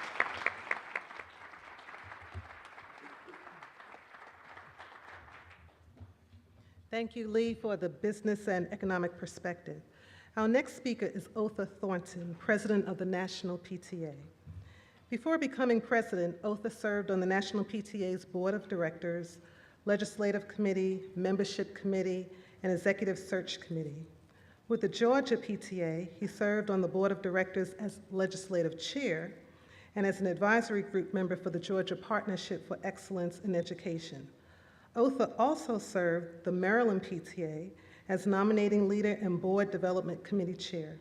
He is a retired U.S. Army colonel and earned the Bronze Star Medal for exceptional performance in combat operations during Operation Iraqi Freedom from 2009 to 2010. Let's welcome Otha.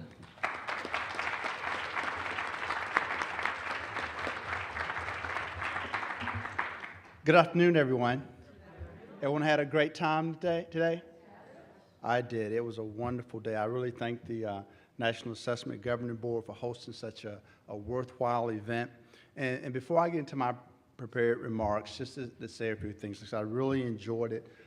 Some of the big things that are really pushing in PTA for parents and the parent leaders around the country is leadership, advocacy, and membership. It's so important.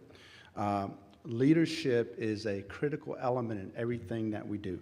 And I thank my Chair Force brothers out there. I'm just joking.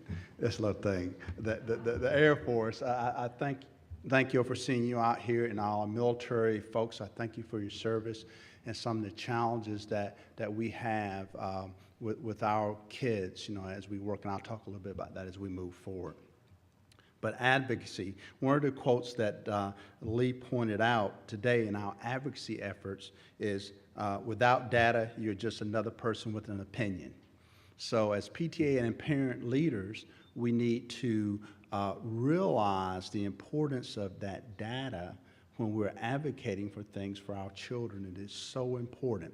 And I would be remiss if I did not, I acknowledge I have some PTA governance members here. I would like for my PTA governance members, the committee members, and my legislative chair to please stand. Thank you. Thank you.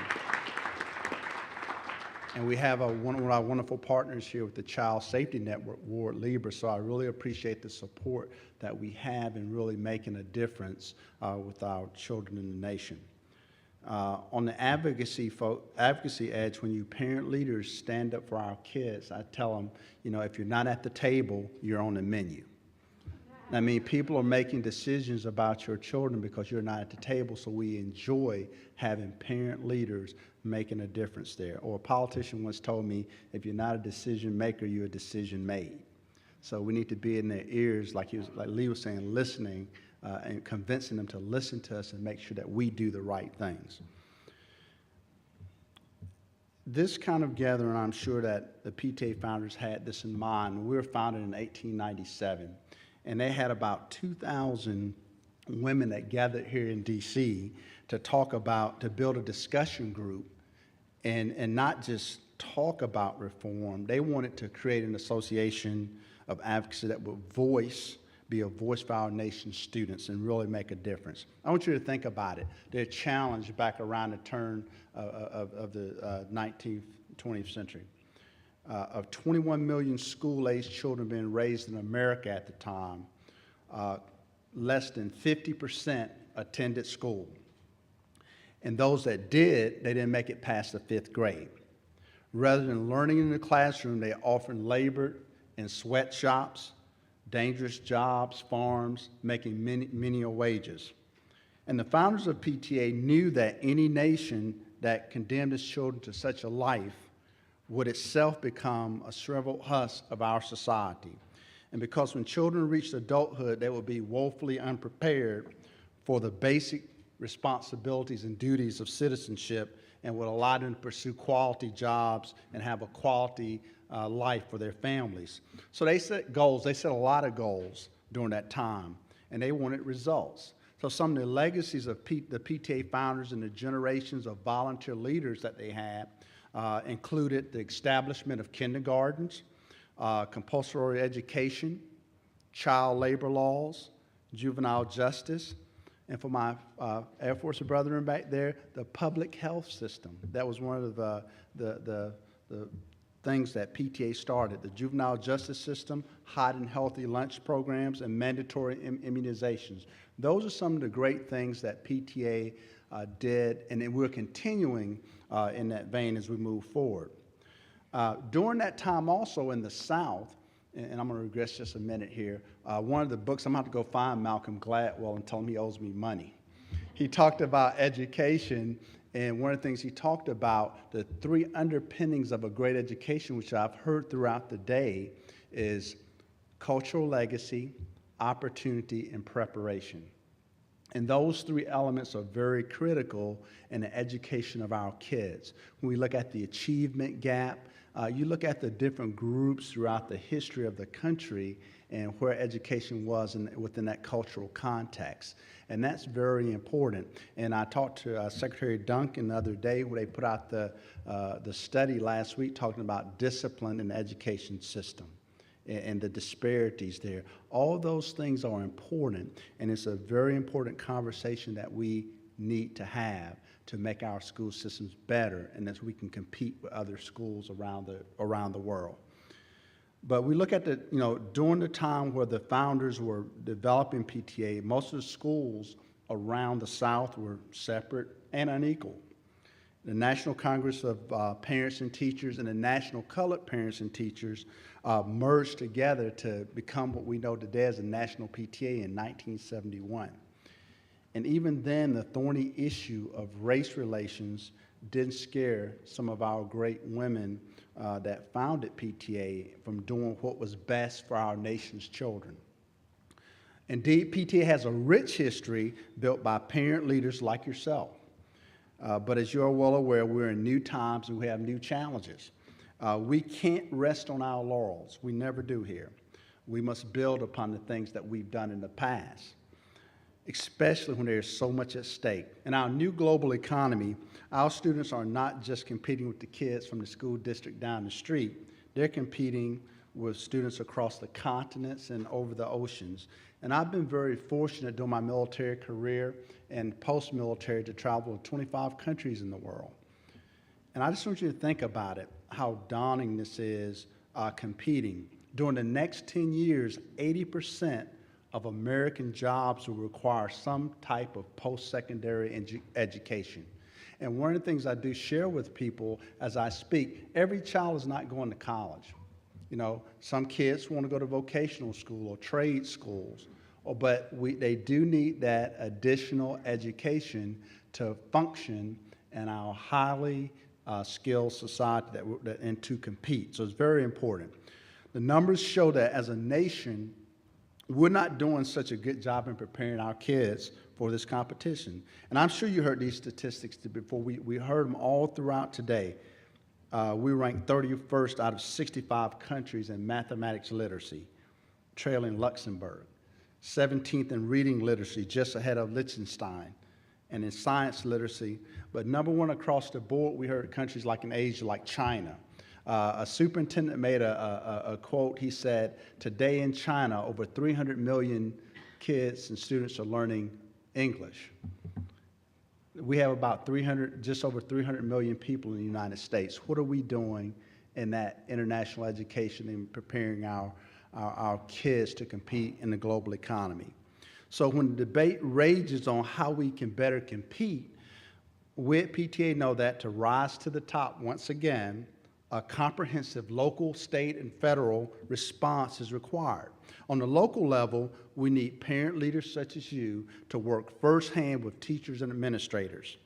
At the national level, we need advocates like the PTA in the halls of Congress, the White House, and other executive agencies where federal legislation and spending priorities are made. And I like the points today we're making about the importance of, basically, put your money where your mouth is. If education is a priority, that's where we need to invest, like other countries. It's very important. One of the big legislative things that we're working on now with PTA, and we welcome you all to be a part of that, is we're pushing a Parent Engagement Education Act. And if you're all around the area, in March 11th through the 13th, we're actually doing our legislative conference, and you're welcome to join us, where we actually talk about what's going on at federal level, what's going on in some of the states, and actually you sit down with your congressperson or senator, and we're trying to push these things through to make our education system important. Because I tell people, parent accountability is really the first thing. Education begins at home. And as parents, we have a responsibility and a duty to our kids, and for the parents, there are some parents that are not in a position.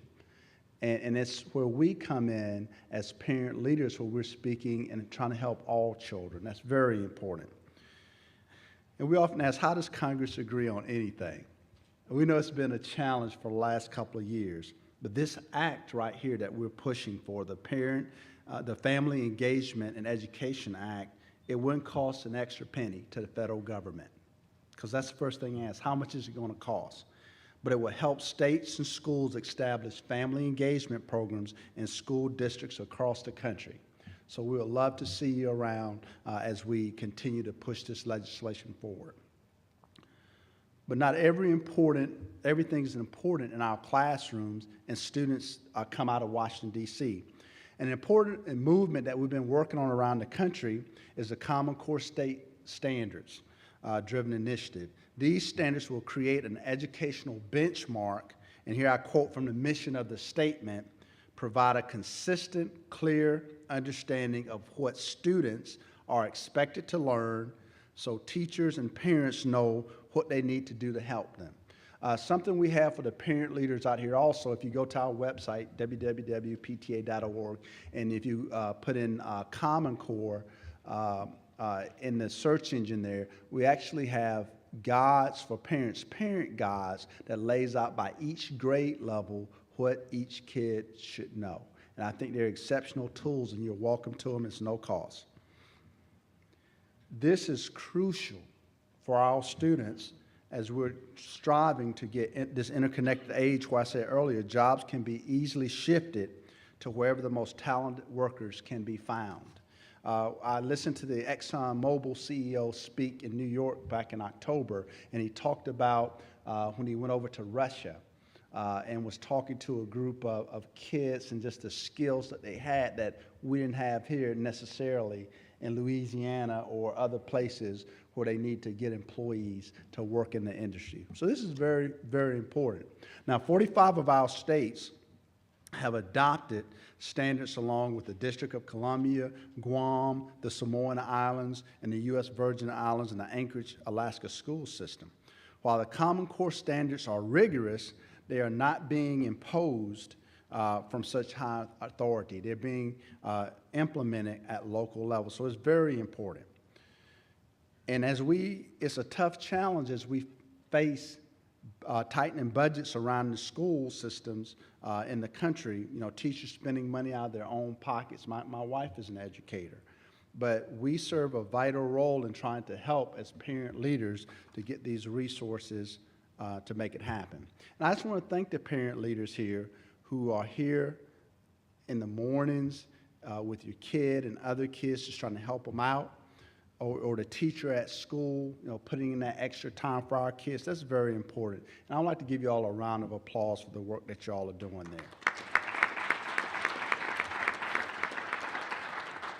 As parent leaders, when you go back, you know, we need to write those letters, make those phone calls. In the 21st century here, with email, electronic advocacy, that's very important that we do. We need you to talk about family engagement. I truly believe that family engagement is the most effective way to enhance learning.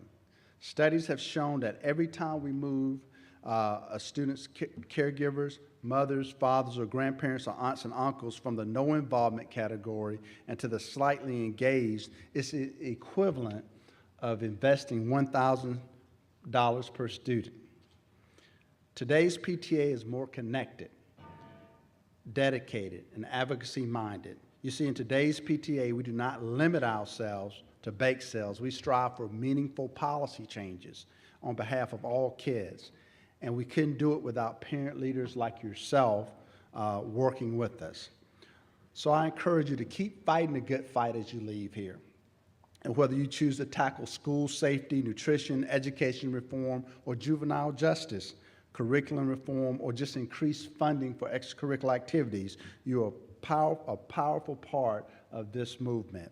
And as child advocates, we speak with one voice to collectively influence the decisions that affect children, not only at your own schools, but also throughout our districts, our state, and also our nation. But I challenge you to look beyond your own schoolyard to seek opportunities to spark the nationwide change that we need. Today's problems need a fresh perspective as we move forward.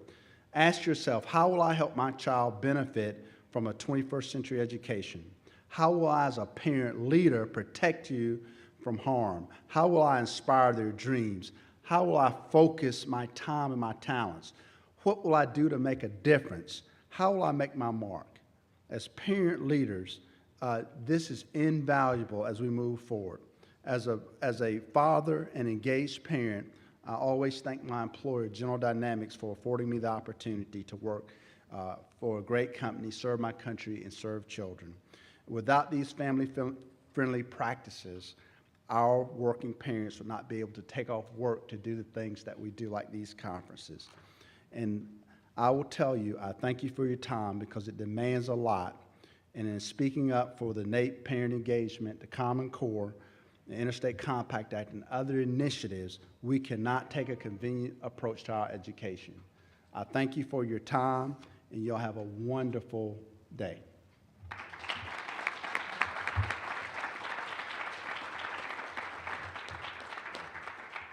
Thank you, Otha.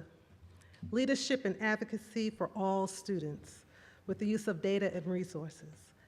Today has been an exhilarating day, but what's next? Where do we go from here? It's only fitting that we hear from our children one last time.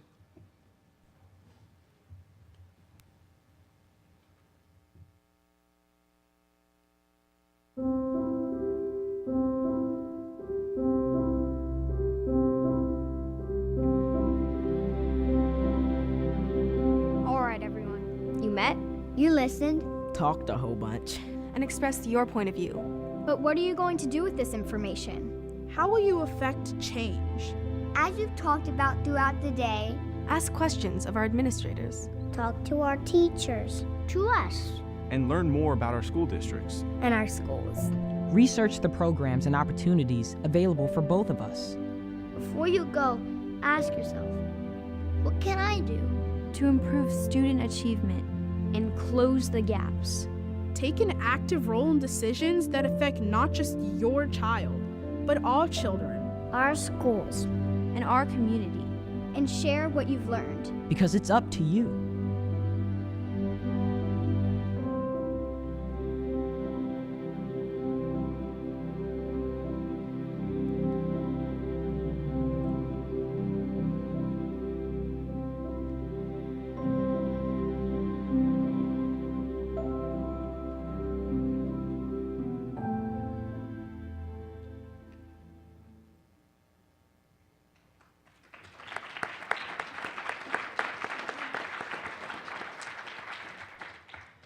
Thank you all for participating in today's Education Summit for Parent Leaders and contributing to a day of inspiration and action.